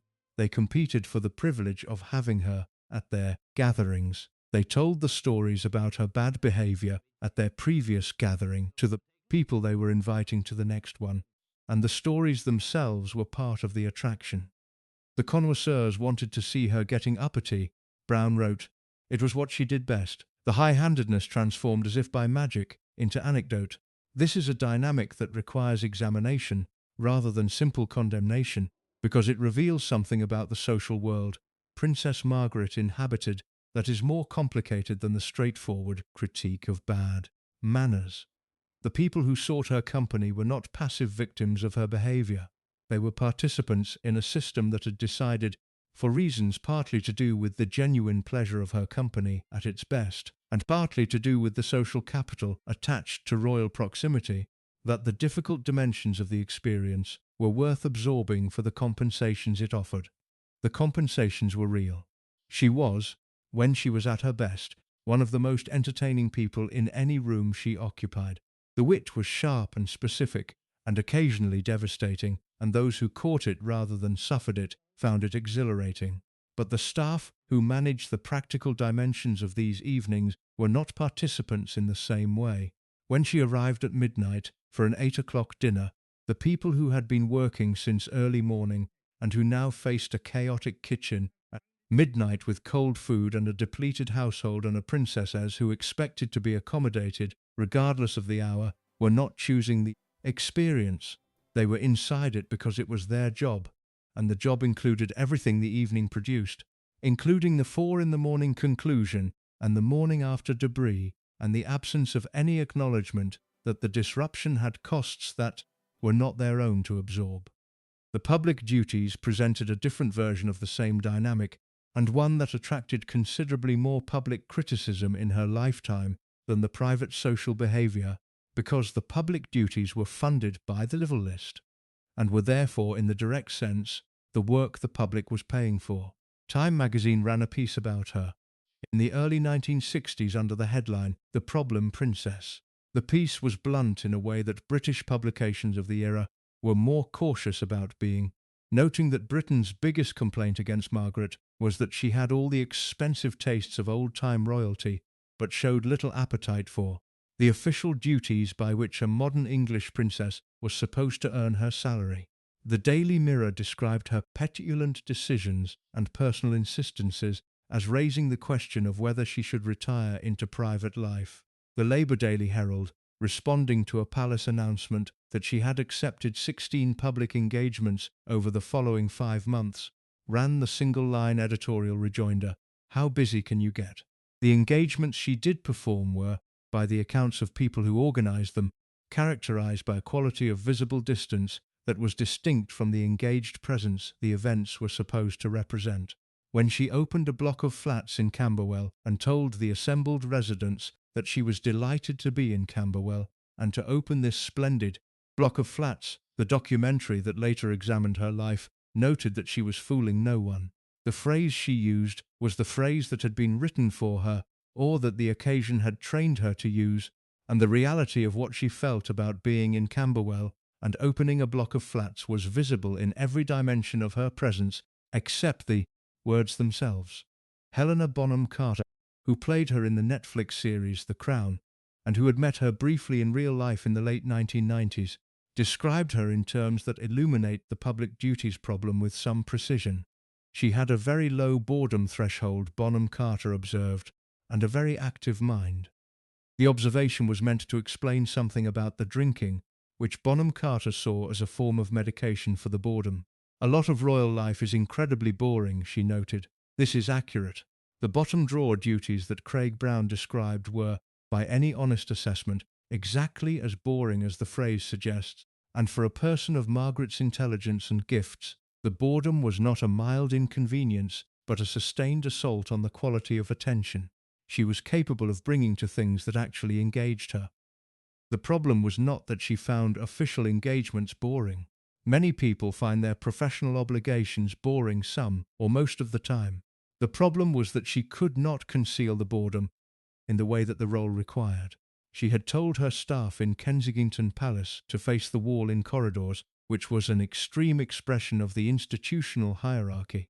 She told the residents of Camberwell, implicitly through every dimension of her presence that was not the words she said, that she was not actually delighted to be there, and that the block of flats was not actually splendid. Both were expressions of the same inability to perform what she did not feel, and both produced in the people who witnessed them the specific discomfort of being in the presence of someone who is going through the motions of a role while making clear that the role is beneath them.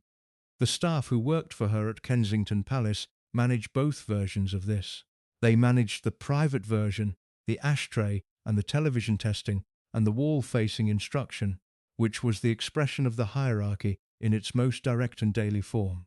They also managed the public version, the difficult guest, and the bottom drawer duties, and the visible ennui, which produced its own logistical demands as they organized engagements for a principal who might or might not arrive on time, and who would, if she arrived at all, bring with her the specific quality of presence that official engagements required them to manage around rather than with. The management was extensive. It covered the scheduling, which required building in margins for lateness that other principals did not require. It covered the briefing, which required identifying in advance the people and subjects that would engage her enough to produce the version of her presence that the occasion needed. It covered the private preparation of the specific accommodations she required, the Malvern water and the famous grouse and the ashtray, and the particular domestic arrangements that made the difference between a bearable engagement and an unbearable one. And it covered the aftermath, the apologies to hosts whose dinners had been disrupted, the management of the press coverage that periodically focused on her late arrivals and her visible disengagement, the damage control that was a regular feature of the household's operations. None of the people who managed all of this had signed up for a straightforward job. They had signed up for something more complicated, and they had done so inside an institution that provided no mechanism for honest communication about what the job actually involved. You could not tell the princess that her lateness was a management problem. You could not tell her that the television testing was demeaning, or that the ashtray arrangement was unreasonable, or that the face the wall instruction was something that no person should be required to observe in a private house in the second half of the 20th century. You could not say any of these things because the code that governed the household did not permit honest upward communication of that kind, and the code was enforced not through explicit prohibition, but through the institutional knowledge of what had happened to people who had tried something adjacent to it. Marion Crawford had tried to tell the palace that certain things about the way the institution operated were not right.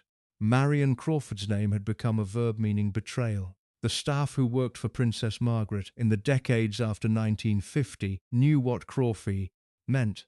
They kept the code, they absorbed what the household produced, and they said nothing, and they held the ashtrays and faced the walls and checked the warmth of the television, and the princess swept through the rooms in the way that she had swept through every room since she was 6 years old.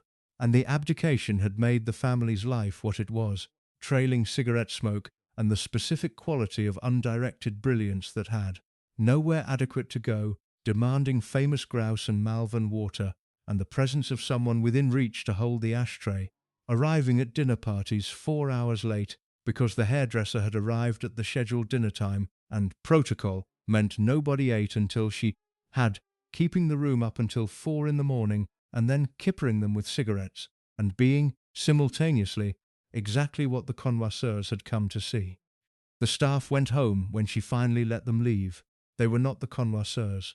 They did not write about the evening in their diaries with the transformation of the high-handedness into anecdote that Brown described.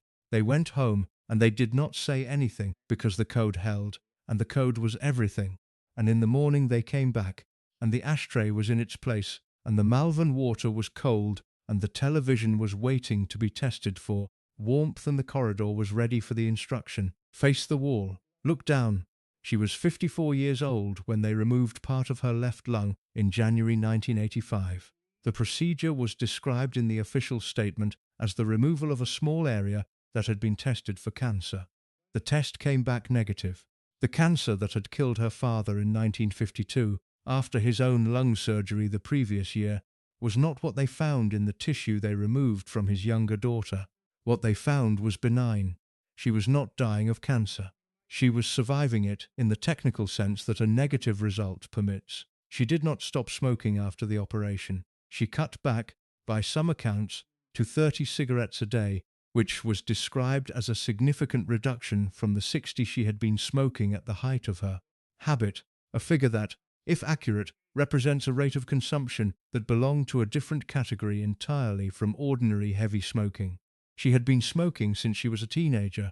She had smoked through the wartime years at Windsor, and through the deteriorating marriage to Snowdon, and through the Mustique years, and through the divorce, and through the decades after the divorce, when the household at Kensington Palace was sustained by the gin and Dubonnet and the famous grouse and the cigarettes that produced, over the decades, the atmosphere that staff members described consistently when they described working in the building. She contracted hepatitis in 1984, the year before the lung operation, and stopped drinking for a period. The smoking increased when the drinking stopped. This is a predictable substitution, the kind that the body performs when one channel of relief is closed and another is available. And it is worth noting, not because it reveals anything especially unusual about Princess Margaret, but because it reveals something about the relationship between the body and the accumulation of what life has failed to provide. The body knows. It keeps the score in its own way, and the score it was keeping by the mid-1980s had been running for 30 years. 30 years since she had given up Peter Townsend, 25 years since she had married Anthony Armstrong Jones, nearly 10 years since the divorce.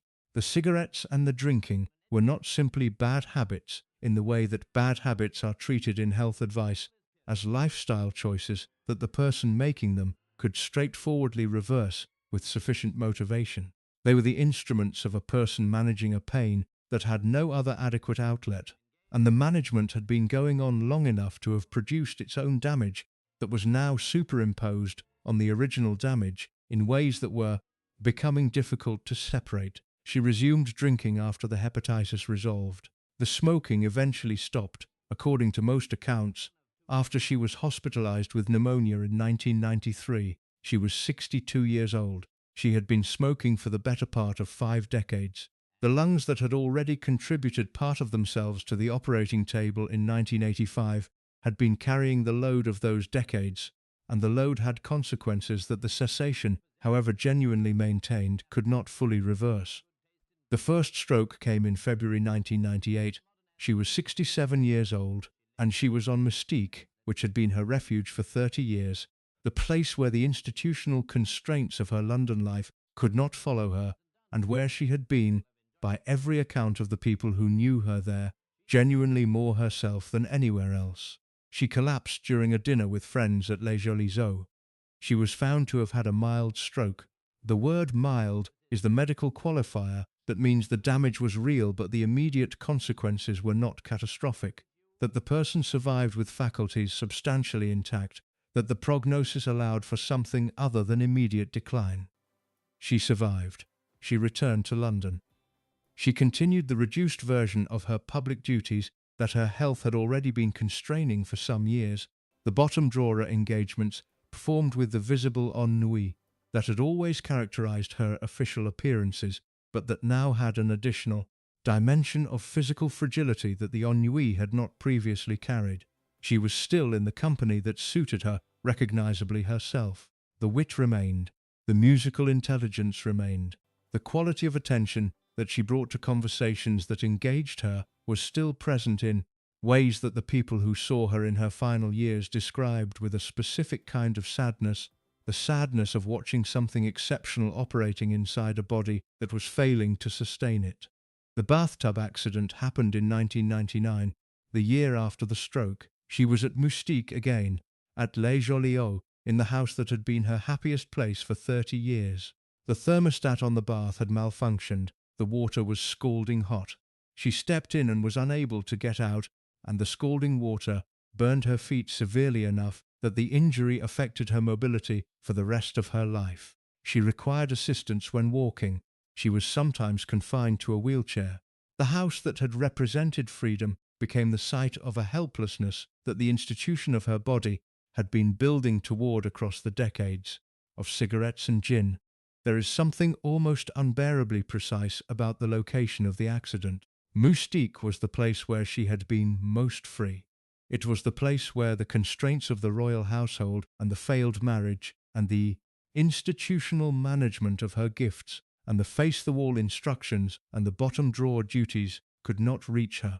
It was the place she had organized her life around, the destination that structured the calendar year, the island that justified the endurance of everything that London represented. And it was on that island, in the house that was the most complete expression of who she was when the institution was not watching, that her body finally failed her in a way that was public and documented, and that the institution's official biography describes in the neutral language of medical fact that makes the event somehow more devastating for its restraint. She was severely scalded, her mobility was affected, she was sometimes confined to a wheelchair. The two further strokes came in 2000 and 2001. The 2001 stroke was the most serious. It left her partially paralyzed, with limited eyesight, confined to a wheelchair in a way that was no longer sometimes but consistently. The partial loss of vision was particularly cruel in the specific way that the loss of the sense most connected to a person's most characteristic pleasures is cruel. She had been a reader. She had read widely and remembered what she read, and could discuss it with the precision of someone who had genuinely absorbed rather than merely scanned. The eyes that had been described by Peter Townsend decades earlier as large and purple-blue, and one of the defining features of her unusual intense beauty, were now failing her in the most functional sense. She could not see properly. The books were harder. The world she had inhabited through the quality of her visual attention was narrowing. Her son David sold Les Joliot in 2000, after she had given it to him and his wife as a wedding present in 1996. He found it too much work to maintain. This was his right. The house was his. The decision to sell it was made by a young man who had not been formed by the same relationship to that particular island that had shaped his mother's relationship to it, who did not carry the 30 years of accumulated meaning that the house held for her, who made a reasonable practical decision about a property that was expensive to maintain and far from London. Margaret was allowed one final visit before it was sold. She went, she stayed, she left. The house that had been her happiest place for 30 years passed to someone else, and she returned to London. And the wheelchair was there, and the partial vision was there, and the cigarettes were gone, but the damage they had left behind was not. And the gin and Dubonnet that had been the instrument of her public warmth and her private management for 5 decades was presumably gone too, though the record on this is not entirely clear, and the bottom drawer duties were mostly gone, because the health that had always made them bearable, in the minimal sense that you can bear things while your body is functioning, was now failing to sustain even that minimal bearability. She made her last public appearance in December 2001 at the 100th birthday celebrations of Princess Alice, Duchess of Gloucester. The photographs from the occasion show a woman in a wheelchair in the late stages of a physical decline that had been building for 15 years. She was 71 years old. She looked older. The quality of presence that had animated every room she entered for 7 decades the electricity that Marion Crawford had noticed when she was barely 2 years old and that had never entirely deserted her, even in the worst years of the marriage and the bottom drawer duties, was still visible in her face, in a way that was both deeply moving and deeply sad to the people who had known what that electricity had looked like when it had a body that was capable of sustaining it fully. She was taken from Kensington Palace to King Edward VII's Hospital at 2:30 in the morning of the 9th of February 2002. She had suffered another stroke the previous afternoon. She had developed cardiac problems during the night. Her children, Lord Linley and Lady Sarah, were with her. The Queen was kept fully informed throughout the night. She died peacefully in her sleep at 6:30 in the morning. She was 71 years old. The statement from Buckingham Palace described her as having died peacefully. The word peacefully is the word that official statements use for deaths in which there was no particular drama at the moment of ending, no final conscious struggle, just the cessation that comes when the body has run the course it was running. She had lived a life that was, in its private dimensions, anything other than peaceful.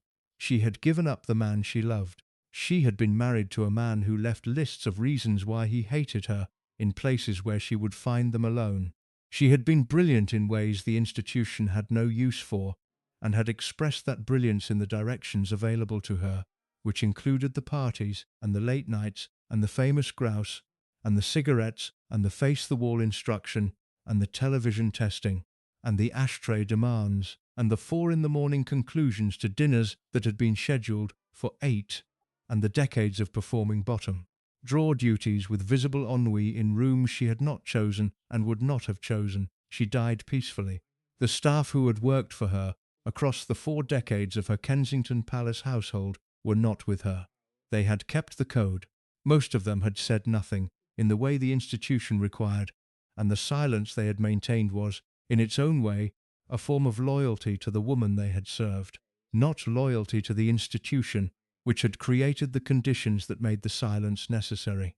Loyalty to her, to the specific person who had been, simultaneously, impossible and brilliant and frustrated and funny and damaged and genuine, in the ways that only people who have been placed inside the wrong life can be simultaneously all of these things.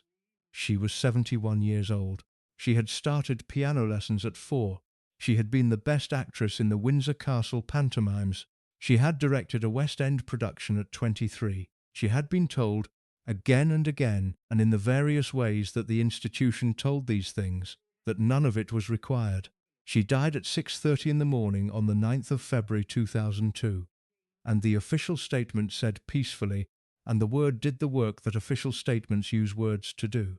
There was a telephone, not a public line, not the kind of connection that was routed through switchboards and personal secretaries and the layers of institutional management that surrounded both women's daily lives. A direct line between Kensington Palace and Buckingham Palace, installed so that the two sisters could call each other without the call passing through any intermediate person or system. They used it daily. The conversations were, by the accounts of people who were aware of them, filled with laughter and gossip and the specific quality of communication that exists between people who have known each other since before the world had finished making them, and who do not need to perform any particular version of themselves for the other person's benefit. This is the detail that the more dramatic accounts of the sisters' relationship tend to underemphasize, because drama requires conflict and the daily telephone calls are not that dramatic. They are the evidence of something less spectacular and more durable.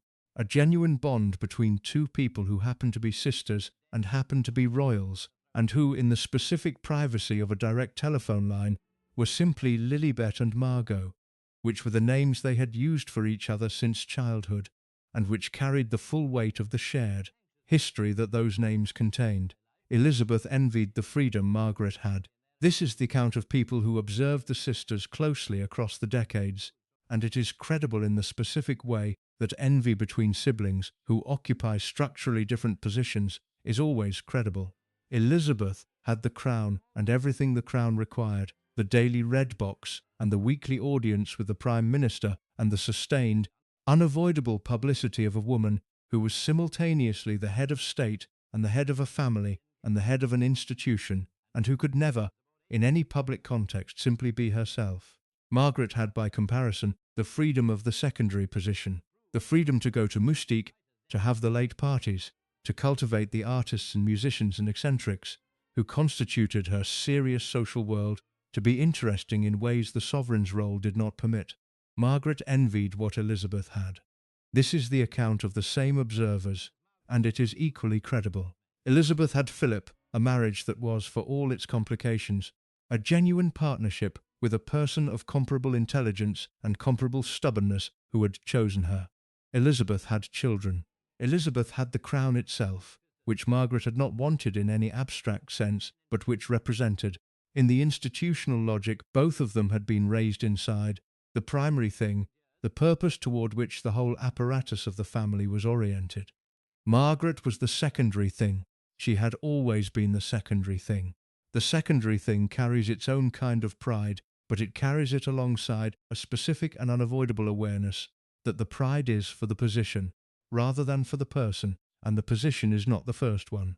Royal biographer Andrew Morton, who knew the sisters' world intimately from his years of research into Diana and then into the sisters themselves, described the relationship precisely. He said, "Margaret was Elizabeth's backup in the nicest possible way, but there's an awful lot of jealousy, because Margaret was the one who commanded attention, and she loved the spotlight. It's a complex relationship, one of loyalty and support, but also primal jealousy. The phrase primal jealousy is the one worth sitting with. Not ordinary jealousy, which implies a specific occasion and a specific object and the possibility of resolution. Primal jealousy, which is embedded in the structure of the situation rather than in any particular event, which runs under the surface of everything and surfaces unpredictably and cannot be resolved, because its cause is not an incident but a condition." Margaret allegedly told her sister, on an occasion recorded in sources that do not specify the exact circumstances but that multiple biographers treat as credible, "If you weren't queen, nobody would talk to you." The statement is devastating in the specific way that only very accurate statements delivered by people with full access to the target can be devastating. It is not a general insult. It is a precise assessment of a specific situation, delivered by someone who had observed the situation from the inside across decades and who knew, better than almost anyone outside the family, what was true about it and what was performed. The accuracy of it, rather than its hostility, is what makes it cut. She also refused to celebrate the Queen's 10th wedding anniversary. The anniversary was in 1957. Margaret was 26 years old and 4 years into the aftermath of the Townshend renunciation, and in the middle of the period between Townshend and Armstrong-Jones, when she was described by people who knew her as genuinely unhappy in ways that the public social life she was conducting could not fully conceal. The refusal to attend the celebration was not, in this context, a gratuitous act of hostility toward her sister. It was the expression of something that the direct telephone line and the daily gossip and the genuine bond could not entirely contain. The specific difficulty of celebrating a happiness that the institution had decided 5 years earlier was not available to her. Elizabeth had a handsome husband, she had children, she had the crown. Royal biographer Sarah Bradford, writing Margaret's obituary for the Daily Telegraph in 2002, stated plainly that Elizabeth had everything her sister wanted, and the plainness of the statement was the point. It was not a subtle assessment, it was an accurate one, made by someone who had been paying close attention for a long time and who saw no reason, at the moment of obituary, to be anything other than direct.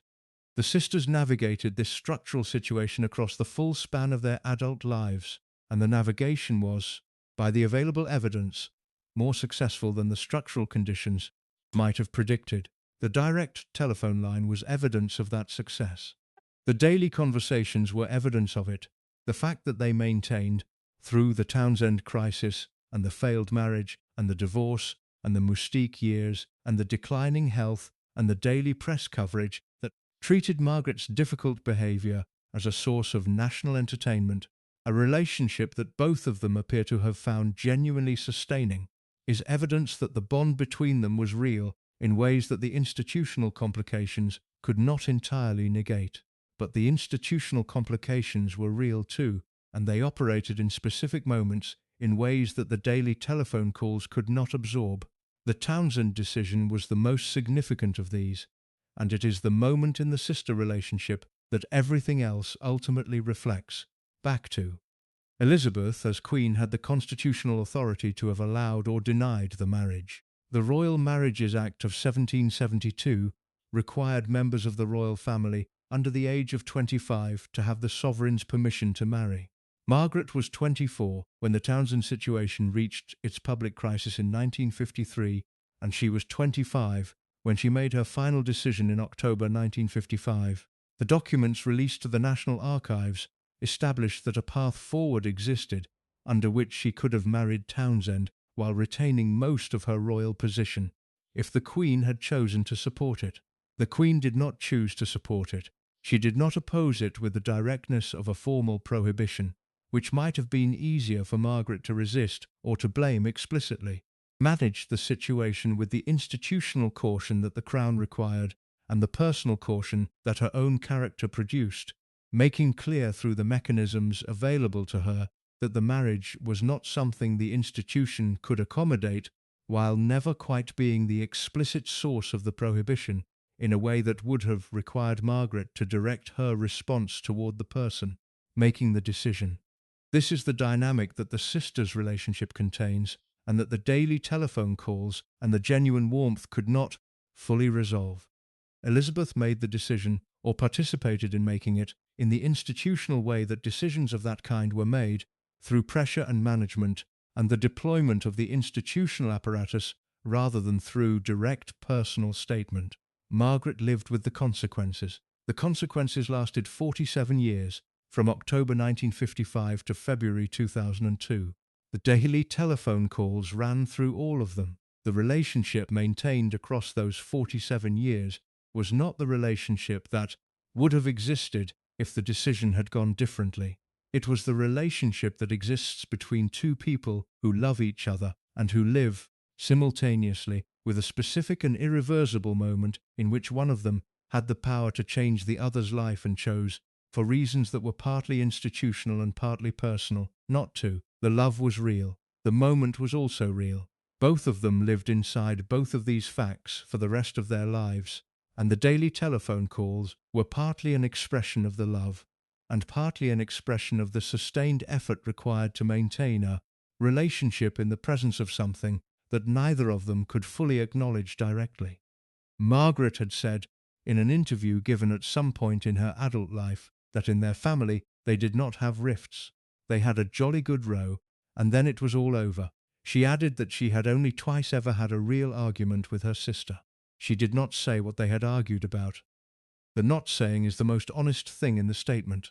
The things that really divided them were not the things you argued about openly. They were the things that lived under the surface of the daily telephone calls, in the space between what the love required and what the institution had produced, in the 47 years of daily gossip and laughter, and the specific private language of two women who had been Lilibet and Margot before they were the Queen and the problem Princess, and who were still, in the privacy of the direct telephone line, something closer to those children than to the public versions they'd become. Elizabeth held Margaret's hand as she died. This is the account from the family's statement. Margaret's children were with her, and the Queen was kept fully informed throughout the night.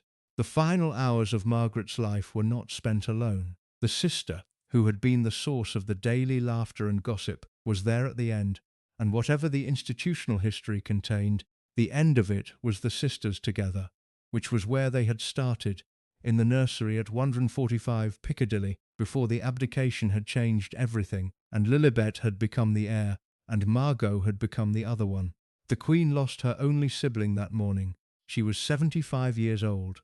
She had spoken to her sister every day for most of her adult life. The direct line went silent. 6 weeks later, the Queen Mother died. Elizabeth had lost her sister and her mother within 6 weeks. She was 75 years old.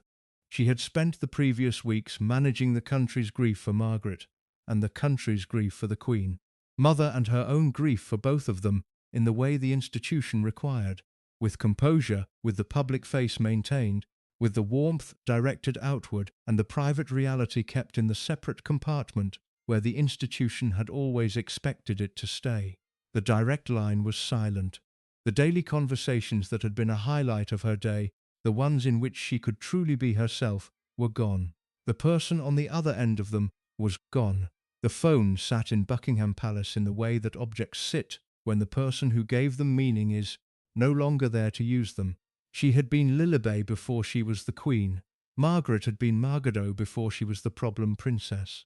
Both of those things had been true all along, underneath everything else.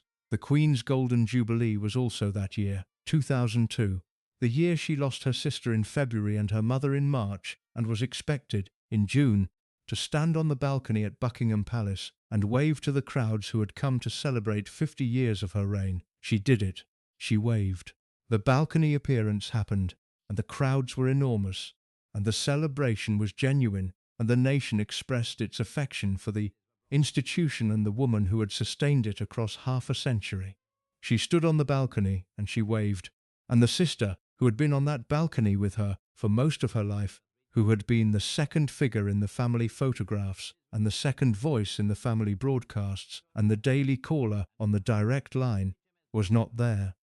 The crowds could not see the absence the way the woman on the balcony could feel it, because the crowds were looking at the institution, and the institution required the performance of the occasion rather than the acknowledgement of what the occasion cost. This is what the institution always required. It had required it of Elizabeth across 50 years of reign, and it had required it of Margaret across 71 years of life, and both of them had given it what it required, in their different ways, with different degrees of willingness and different degrees of cost. Elizabeth had given it compliance, and had found in compliance something that, felt by the evidence of her long reign, genuinely like vocation. Margaret had given it compliance in the specific areas where compliance was non-negotiable and had refused it or been unable to provide it, in the areas where the refusal was the only honest response available to her. The institution had produced them both. The heir and the spare, the duty and the difficulty, the balcony and the direct telephone line, the composure and the ashtray. Both were royal. Both were real. The difference between them was the difference between a life that found its channel and a life that did not. The Queen stood on the balcony in June 2002, and the channel was still there, sustained across 50 years, and the warmth she directed toward the crowds was genuine, and the crowds directed it back, and the institution continued. The direct line was silent. Vanessa Kirby played Princess Margaret in the first 2 seasons of The Crown, the Netflix series that began airing in 2016, and that, over its 6 seasons, became one of the most watched and most discussed pieces of television produced anywhere in the world during that period. Kirby's performance received an Emmy nomination. The reviews described it in terms that went beyond the usual praise for a well-executed portrayal. They described a performance that made audiences understand something about the person they were watching, that the standard public account of that person had not previously conveyed. The Crown was not a documentary. Its creators were careful to say so, and historians were careful to remind audiences of this at every available opportunity, with the kind of urgency that the reminder's ineffectiveness did not discourage. Andrew Marr, writing about the series for the Sunday Times, described it as part of the American cannibalization of British history for mass global entertainment, and noted that entire generations were getting their understanding of the modern British monarchy from the drama, for better or worse. He was correct on the second point. The influence of The Crown on public understanding of the royal family in the second half of the 20th century has been, by any honest measure, substantial. It has shaped the way millions of people understand events that happened decades before most of them were old enough to follow them, and that the public record had, in many cases, never quite resolved into a coherent narrative accessible to a general audience. What The Crown did for Princess Margaret specifically was change the terms of the public conversation about who she was. The standard account, the one that had been operating since the 1950s, and that the palace had managed with its customary efficiency, was the problem princess account. A woman of expensive tastes and minimal engagement with her official duties, who drank and smoked and had a failed marriage and an affair that was photographed on a Caribbean island, and who was generally, in the vocabulary that had accumulated around her over the decades. Difficult. The Crown offered a different account. Not an uncritical one, not a hagiography that denied the difficult behaviour, or the maddening demands, or the face-the-wall instructions. A fuller one. One that placed the difficult behaviour inside the context that produced it and asked the audience to understand the context before rendering a verdict on the behaviour. The BBC's response to The Crown's impact was instructive. In 2018, the BBC broadcast a two-part documentary called Princess Margaret, the Rebel Royal, which drew on interviews with people who had known her, including Basil Charles of Moustique, Lady Anne Glenconner, who had been her childhood friend and later her lady-in-waiting, and Craig Brown, whose biography Ma'am Darling had been published the previous year. The documentary's framing, that she was a trailblazer and a rebel who had wanted the royal life but also a normal life, was different from the framing the BBC would have applied to the same subject 15 years earlier. The Crown had created the space for a more sympathetic assessment, and the BBC, which tracks public interest with the attention of an institution that depends on it, had noticed the space and filled it. Craig Brown's biography, published in 2017, was itself a reassessment of a kind, though Brown was careful to make it a complicated one. He catalogued rudeness and the impossible behaviour with the same thoroughness that he brought to everything else about her, and the result was an account that held the full picture without resolving it into either condemnation or vindication. The rebuke became her calling card, he wrote. She maintained 2 daily hairdresser appointments and a fair number of costume changes. The connoisseurs wanted to see her getting uppity. It was what she did best.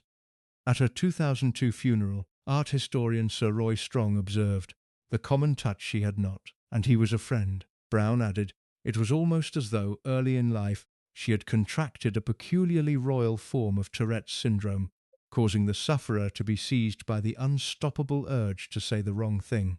The comparison to Tourette's is not flattering, but it is precisely observed. It identifies the compulsive quality of the wrong saying, the inability to manage the impulse, even when the consequences were clearly going to be unpleasant, the specific relationship between the impulse and the person who hosted it that made it feel less like a choice than like a feature of the organism. She knew it was wrong. She could not stop doing it. The bad-tempered old devil who can't help it, she had told the tearful maid. The can't help it was not self-exculpation.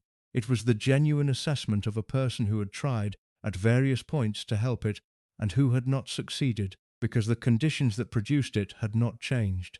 One commentator, writing about her legacy in the aftermath of her death, said, "Margaret was both a prisoner and a privileged observer of the monarchy.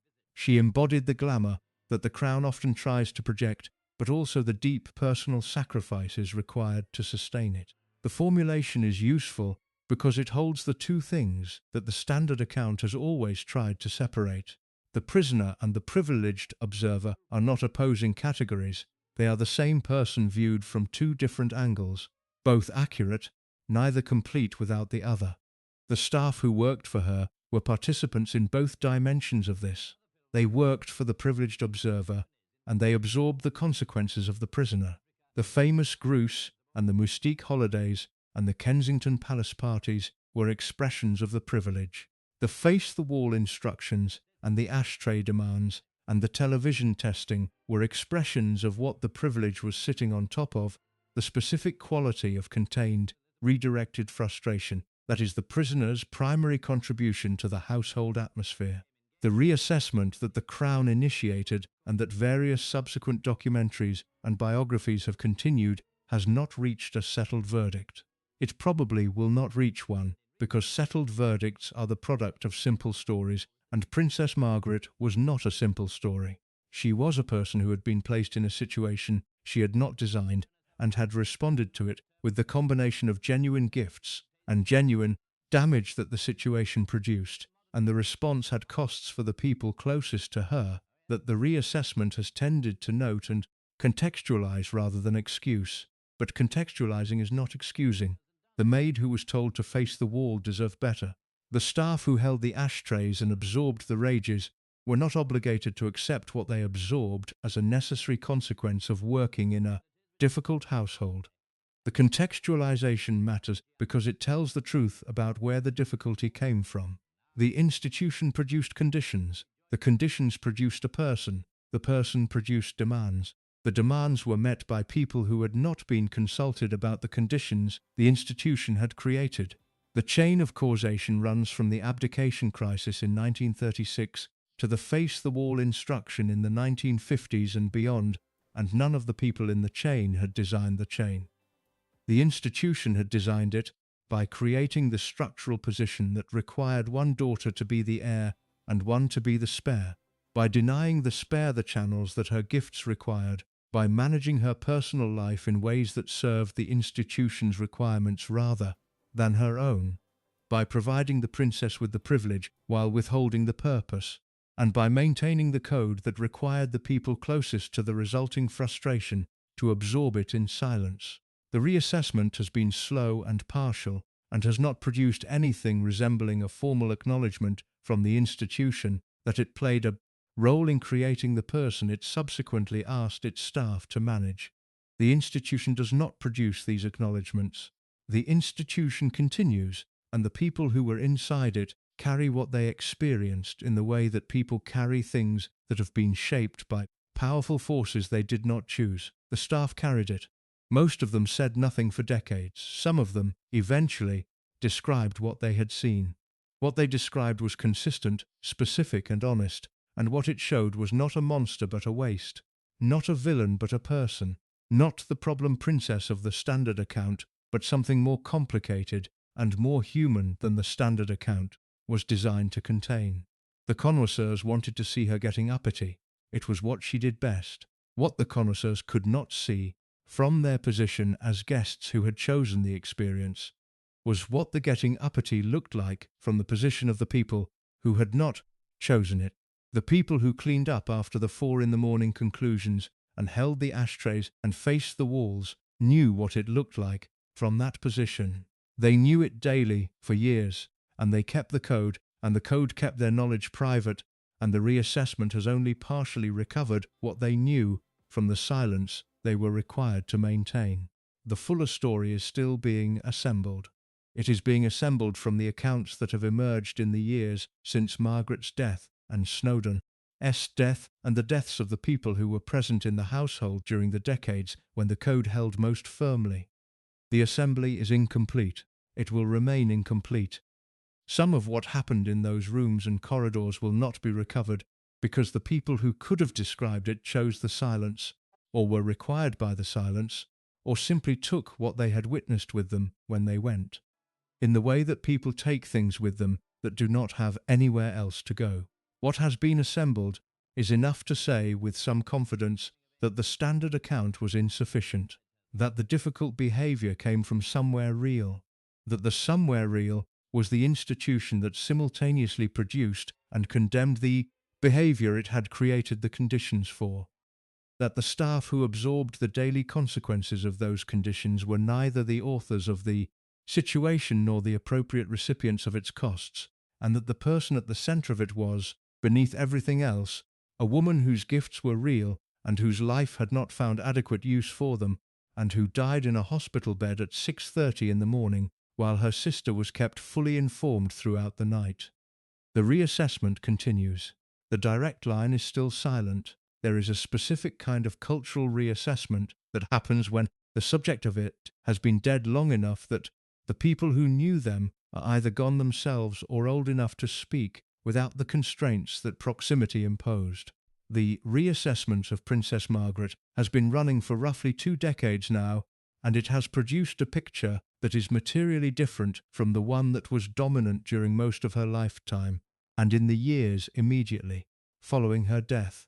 The dominant picture during her lifetime was shaped by 2 competing but equally incomplete narratives. The first was the official one, produced and maintained by the palace and by the press that took its cues from the palace. The problem princess, the difficult guest, the woman with expensive tastes and inadequate dedication to the duties that funded those tastes. The second was the romantic one, produced partly as a reaction to the official account and partly by the genuine human appeal of her story. The tragic figure, the woman who sacrificed love for duty and was then denied both the love and the dignity that the sacrifice should have earned.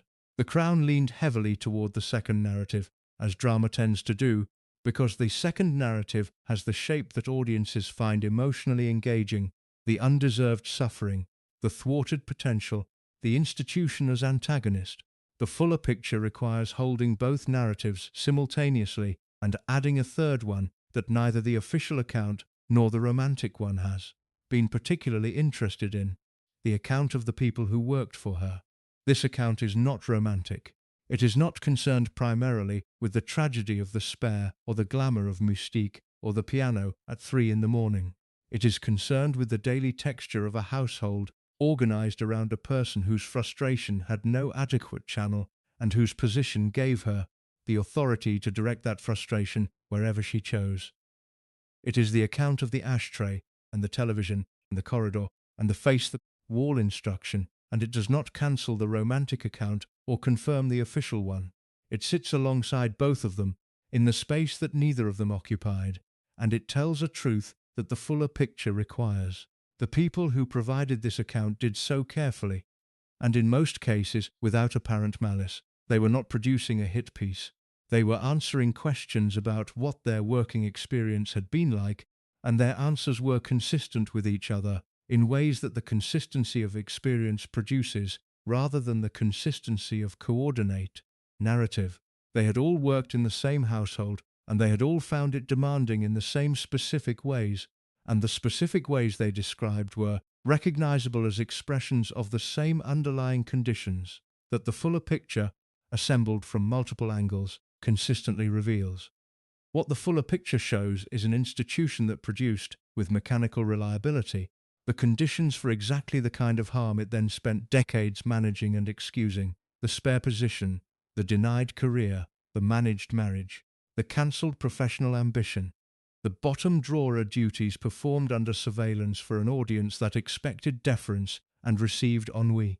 All of this was institutional production, and the product was a person whose gifts had been shaped by an environment that had no use for them, and whose frustration with that environment had, over the decades, become the defining feature of the atmosphere in which the people closest to her worked.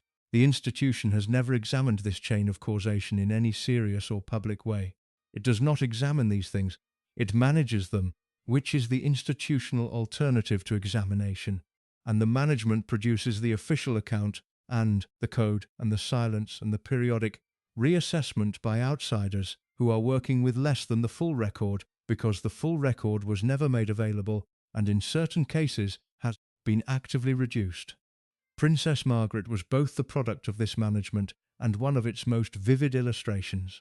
She watched the institution made when it took a person of exceptional gifts and placed them in the position the institution required and denied them the channels the gifts needed. The result was brilliant and impossible, and frustrated and funny, and damaged rejecting and generous on the good days, and impossible on the bad ones, and the people who worked for her experienced all of it, daily, in the specific domestic setting of Kensington Palace, while the institution that had produced the situation maintained, in its public communications, the standard account that required no acknowledgement of what the production had cost. The reassessment is the slow correction of the standard account. It is incomplete, as all corrections to institutional narratives are incomplete when the institution controls significant portions of record. But it is real, and it is continuing, and it is producing gradually a picture of a person that is more honest than the one the institution preferred and more complex than the one the romantic account provides. She was Margot to her sister, she was Ma'am Darling to her staff, she was the problem princess to the press, and the tragic royal to the sympathizers, and the impossible guest to the hosts, and the bad-tempered old devil to herself on the days when she could see it clearly enough to say so. She was all of these things. The fuller picture requires all of them. The reassessment holds them together. Anne Glenconner was 87 years old when she published her memoir, Lady in Waiting: My Extraordinary Life in the Shadow of the Crown, in 2019. She had been Princess Margaret's lady-in-waiting for 30 years, from the early 1970s until Margaret's death in 2002. She had known Margaret since childhood, since the two of them had ridden tricycles together in the Marble Hall at Holkham, the Glenconner family estate in Norfolk, in the years before the abdication had reorganized the family's life, and Margaret had become definitively and permanently the spare. Anne had been the daughter of the 5th Earl of Leicester, which meant she occupied one of the highest positions available to a woman in the British aristocratic world without being born into the royal family itself, and the proximity of her family's social world to the royal families meant that her acquaintance with Margaret was one of the longest and most continuously maintained relationships in the record of people who knew the princess well. The memoir was a sensation, not because of what it revealed about the specific incidents of bad behaviour that had become the standard vocabulary of accounts of Princess Margaret, the ashtrays and the television testing, and the face-the-wall instructions, though Glenconner did not shy away from the difficult dimensions of the relationship she described. It was a sensation because of what it revealed about the relationship itself, the texture of it, the specific equality of 30 years of friendship between two women who had known each other since childhood and who had occupied, across those 30 years, an unusual combination of roles that included employer and employee and confidant and companion, and something that was not quite any of these things, but that combined elements of all of them. We would roar with laughter, Glenconner told People magazine when the book was published. Often when we did official things, funny things happened. That was the point of having a friend as a lady-in-waiting. Once we were alone we could laugh. I never laughed so much. We would roar with laughter. The laughter is not incidental. It is the thing that the accounts of the difficult behaviour consistently fail to convey, not because they are inaccurate in what they describe, but because the difficult behaviour is only part of what a working day inside the princess's household contained. It contained the demands and the rages and the face-the-wall corridors, and it also contained the moments when the two of them were alone after an official engagement, and the pretense of the official occasion could be set aside, and the specific quality of Margaret's wit, which was among the sharpest and most accurately targeted that anyone in her social world possessed, could operate without the constraints of the event.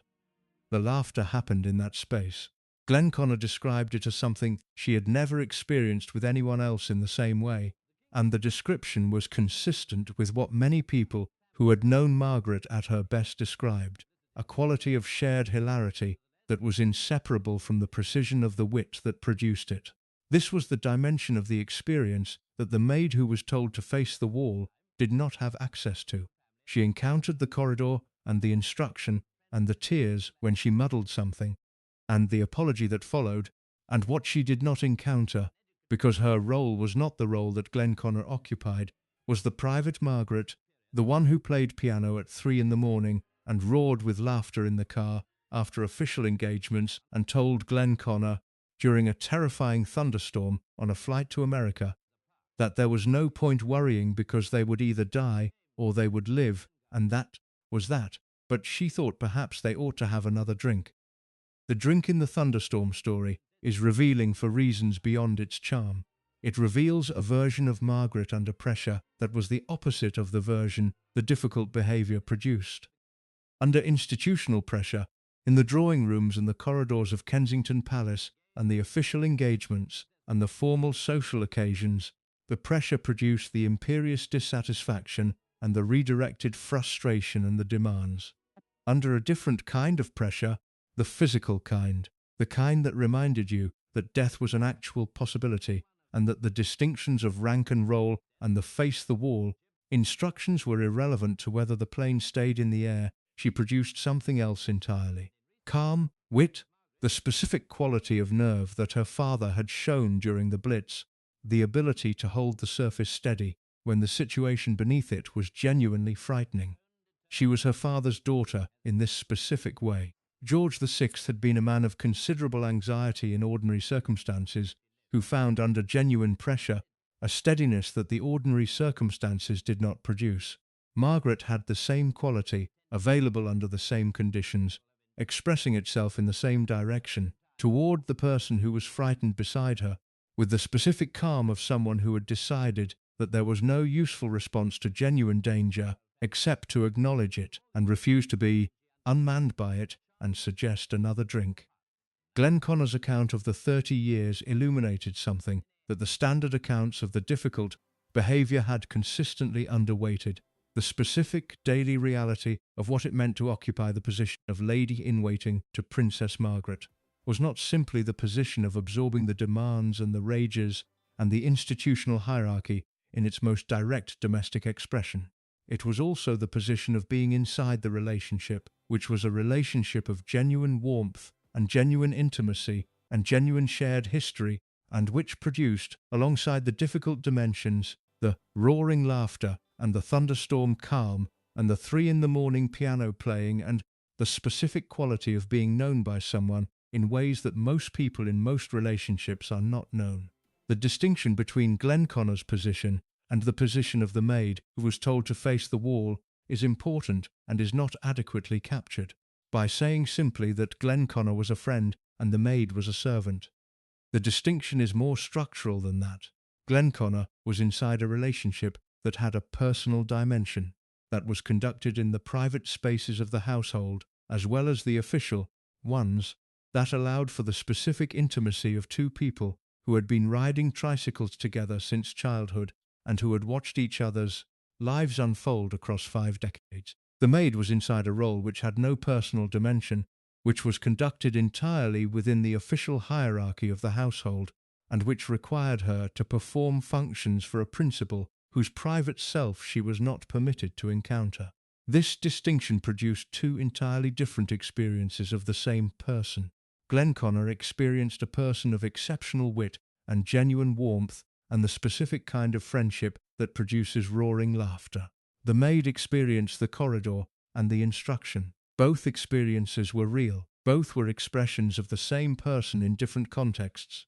The difference between the contexts was not cosmetic. It was the difference between being inside the relationship and being inside the role, and the relationship and the role were not the same thing and did not produce the same person, because the person that the relationship produced and the person that the role produced were both genuine expressions of who Margaret was, shaped by the different demands and freedoms that each context allowed.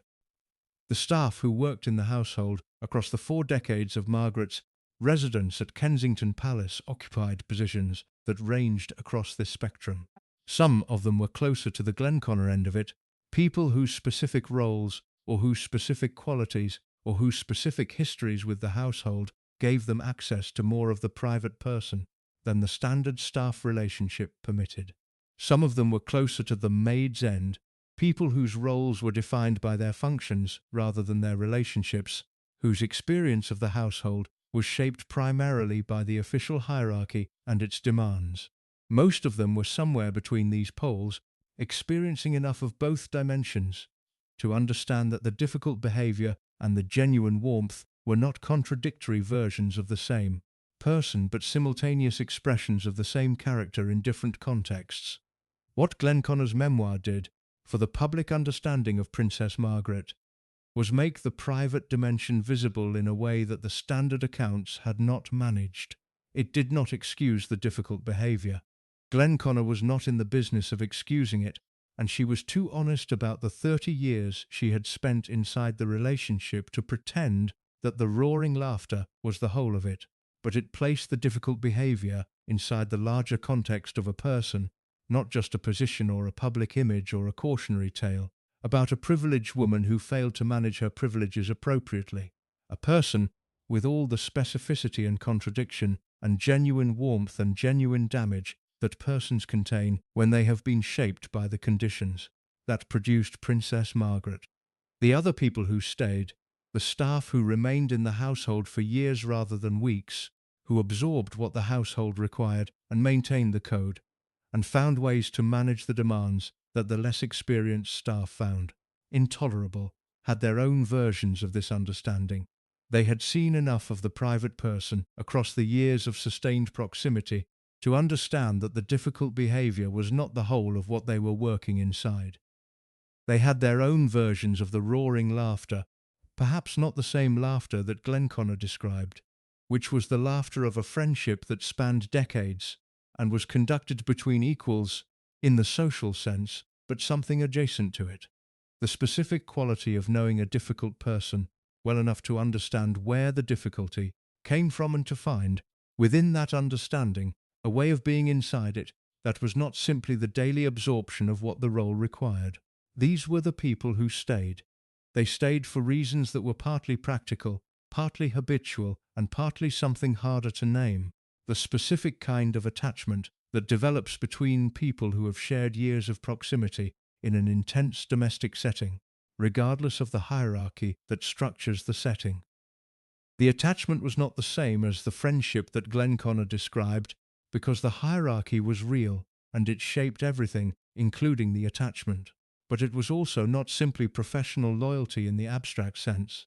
It was the accumulation of specific days and specific encounters and specific moments in which the person behind the position had been visible, briefly, in ways that made the position feel less like the whole of the relationship and more like the frame that contained it. The staff who left after days or weeks had not had access to enough of those moments to build the kind of relationship with the household that made staying possible. The staff who stayed had accumulated enough of them to understand that the face-the-wall instruction and the ashtray and the television testing were not the complete record of what they were working inside, that there was something else present in the household alongside the demands, something that the code they maintained was protecting in addition to the institutional interest it was formally designed to serve. Glenconner said it plainly in her Newsweek piece, written in response to the Crown's portrayal of their relationship. She was wonderful. I miss her so much. The statement was not diplomatic. It was the assessment of a woman who had been inside the relationship for 30 years and who knew from that position what it had contained beyond the difficult dimensions that the public account had always emphasized. She was wonderful. She was also the person who told the maid to face the wall. Both of these are true, and the truth of both of them is what the fuller picture requires, and the fuller picture is the one that the standard account was designed to prevent from being assembled, because the standard account required a clean categorization that the full complexity of the person would not support. The people who stayed understood the complexity. They had lived inside it for long enough to understand that the complexity was the point, that the difficult behaviour and the genuine warmth and the laughter and the thunderstorm calm and the piano at 3 a.m. were all expressions of the same person in the same life, and that the life had been shaped by conditions that none of them had created, and that all of them had been required to manage, in their different roles and with their different degrees of access to the private person behind the public position. They managed it, they kept the code, they held the ashtrays and faced the walls, and absorbed what the household required, and some of them stayed for years, and some of them for decades, and the ones who stayed the longest accumulated in the accumulated proximity of those years, something that was not quite friendship and not quite professional loyalty, but was something between the two, something that the code required them not to describe, and that the fuller picture requires them to be given credit for.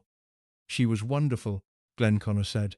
She was a bad-tempered old devil who can't help it, Margaret had told the tearful maid. The people who stayed had enough time inside the household to understand that both of these were accurate, and that the accuracy of both was the thing that made the staying possible. The public response to Princess Margaret's death on the 9th of February 2002 was described by royal commentators as notably more muted than the outpouring that had followed Princess Diana's death 5 years earlier. The comparison was made repeatedly in the coverage of the days that followed, and it was accurate as a description of the scale of the public response. But the comparison itself revealed something about how the institution and the public had always understood the two women differently. Diana had died young, unexpectedly, at the height of her public visibility, in circumstances that generated shock alongside grief. Margaret had been ill for years. Her declining health had been publicly documented across 4 years of strokes and surgeries and the wheelchair, and the partial blindness and the scalded feet and the increasing withdrawal from public life. The grief was real, but it was not shock. The public had been watching her die, slowly, in the way that the slow deaths of very unwell people are watched, with a mixture of sadness and the specific relief that comes when a long suffering ends. The mourners who gathered outside Buckingham Palace in the days following her death were fewer than the crowds that had come for Diana, but the mood among them was described by reporters as empathetic in a specific way. Many of them expressed sympathy for the travails of her life, for the troubled love story and the difficult marriage and the struggle to find her place in the shadow of her sister. They were mourning not simply the death but the accumulation of losses that the death concluded, the long story of a woman who had wanted things the institution could not give her, and who had managed, across 7 decades of that wanting, to remain brilliant and impossible and funny and damaging and real in ways that the institution's preferred version of its members was not designed to accommodate. The funeral was held on the 15th of February 2002 at St. George's Chapel at Windsor Castle. It was a Saturday, which was the same day of the week her father's funeral had been held 50 years earlier, a coincidence that the institution noted and that the family found meaningful in the specific way that families find meaningful the overlaps between significant dates. The Queen attended. She was visibly moved by multiple accounts of people who were present in a way that the institution's normal management of public emotion usually prevented. The composure held, but it held with more visible effort than the institution's management of public occasions usually required from her, and the visible effort was itself a form of acknowledgement that the loss was real in ways that the official statement's word beloved had been designed to communicate, but that the Queen's face communicated more directly. Prince Charles paid tribute, describing her as his darling aunt.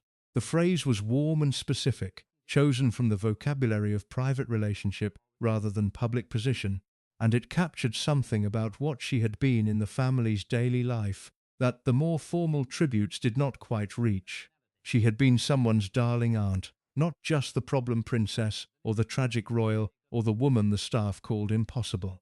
Someone's darling aunt, present at the family Christmases and the private occasions and the ordinary domestic moments that the public never saw, that the official tributes struggled to describe adequately.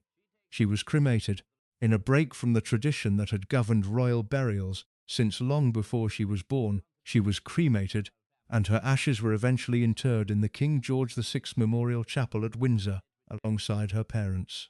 Alongside her father, the man she had called the absolute heart and soul of their lovely family, the man whose death in 1952 had been the beginning of the series of losses that had shaped the remaining 50 years of her life.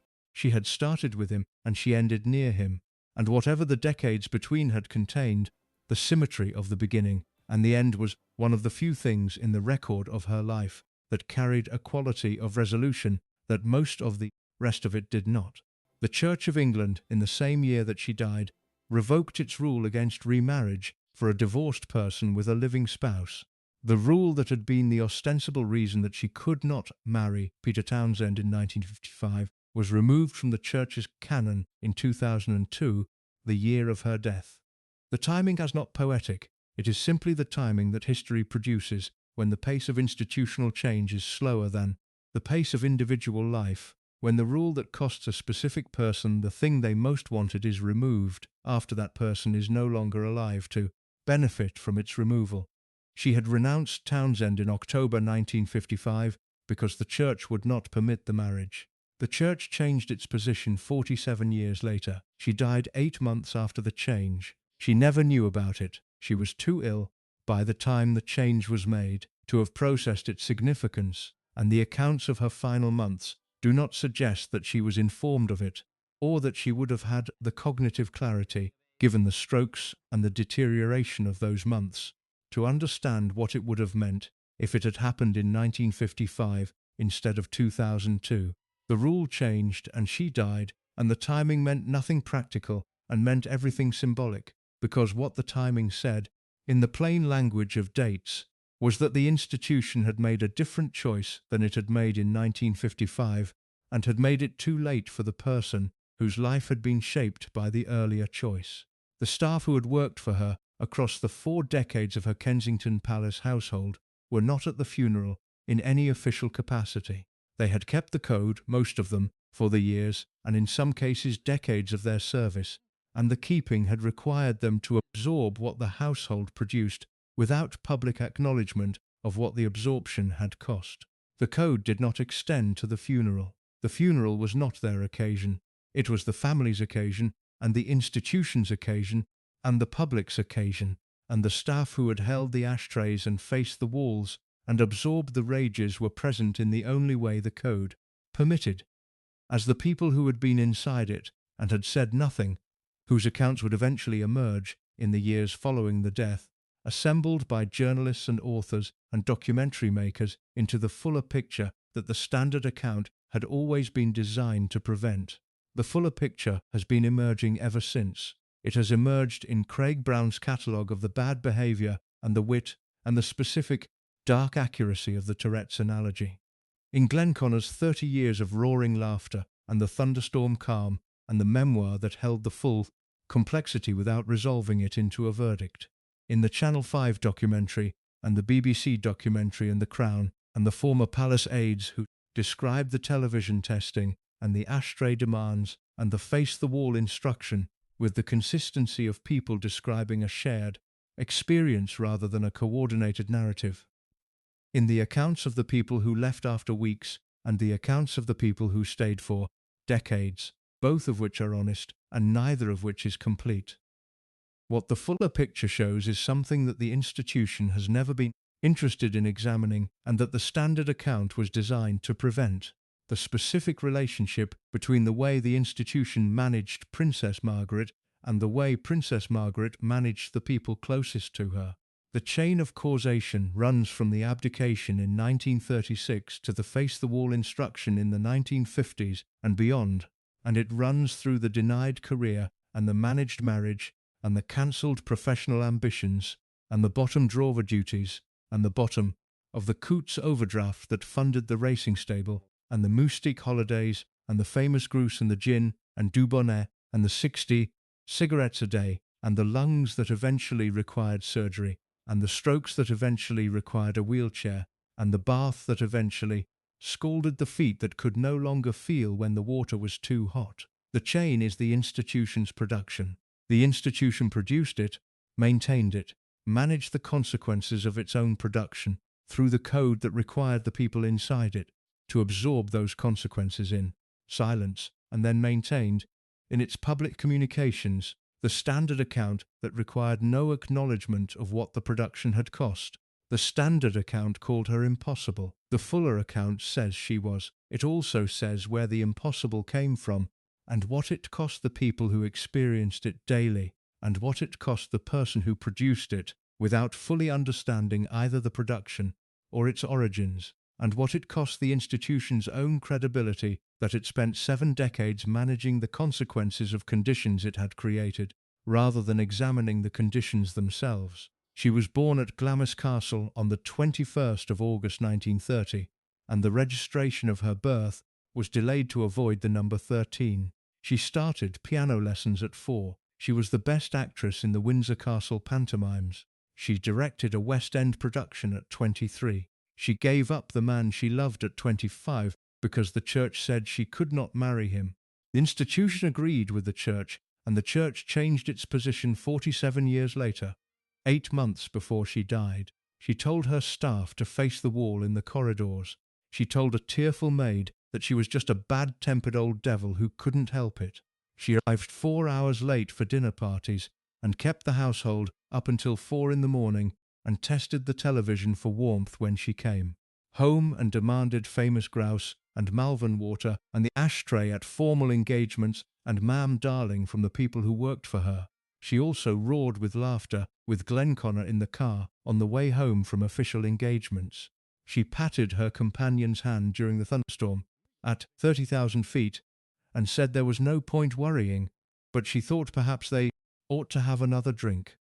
She played Noel Coward at the piano at 3 in the morning with a facility that professional musicians found genuinely impressive. She was, by the assessments of Noel Coward himself and Gore Vidal and Pablo Picasso and Peter Sellers, a person of exceptional intelligence whose company was worth seeking out. She was Margot to her sister. She was someone's darling aunt. She was the heart and soul of the lovely family in the specific way that the people who generate the most energy in any group are its heart and soul even when the energy is sometimes directed in ways that hurt the people closest to it. She was all of these things. The fuller picture requires all of them. The standard account required only the difficult ones, because the standard account was the institution's management of the person it had produced, and the institution's management of people it has produced does not include the part where the institution examines its own role in the production.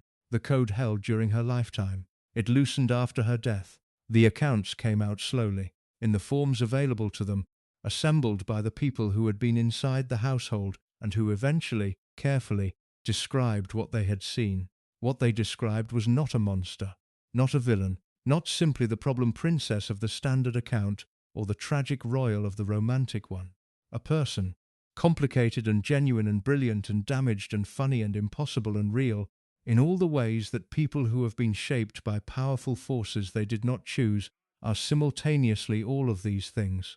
A person who had been placed in the wrong life by an institution that needed a spare, and who had expressed the consequences of that placement in the direction of the people closest to her, because that was the direction available, because the code kept every other direction closed, because the institution that had produced the conditions had no mechanism for examining them, because that is what institutions do.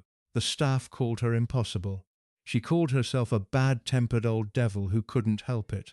Glenconner called her wonderful, and said she missed her so much. The Queen called her beloved in the official statement, and was visibly moved at the funeral, and spent the rest of her reign without the daily telephone calls that had been a highlight of her day.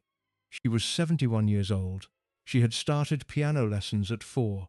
She had been trying to play the song the institution had given her for 67 years, and the song was not the one her gifts were suited for, and she had played it anyway, imperfectly and brilliantly, and with the specific quality of undirected electricity that had nowhere adequate to go, and she had redirected what was left of it toward whoever was nearest, and whoever was nearest had absorbed it, and the institution had continued, as institutions always continue, without acknowledgement of what the music had cost. Thank you so much for watching until the end. If you loved this story, check out the other videos on your screen now. I think you'll really enjoy them. And don't forget to subscribe if you haven't already. See you in the next story.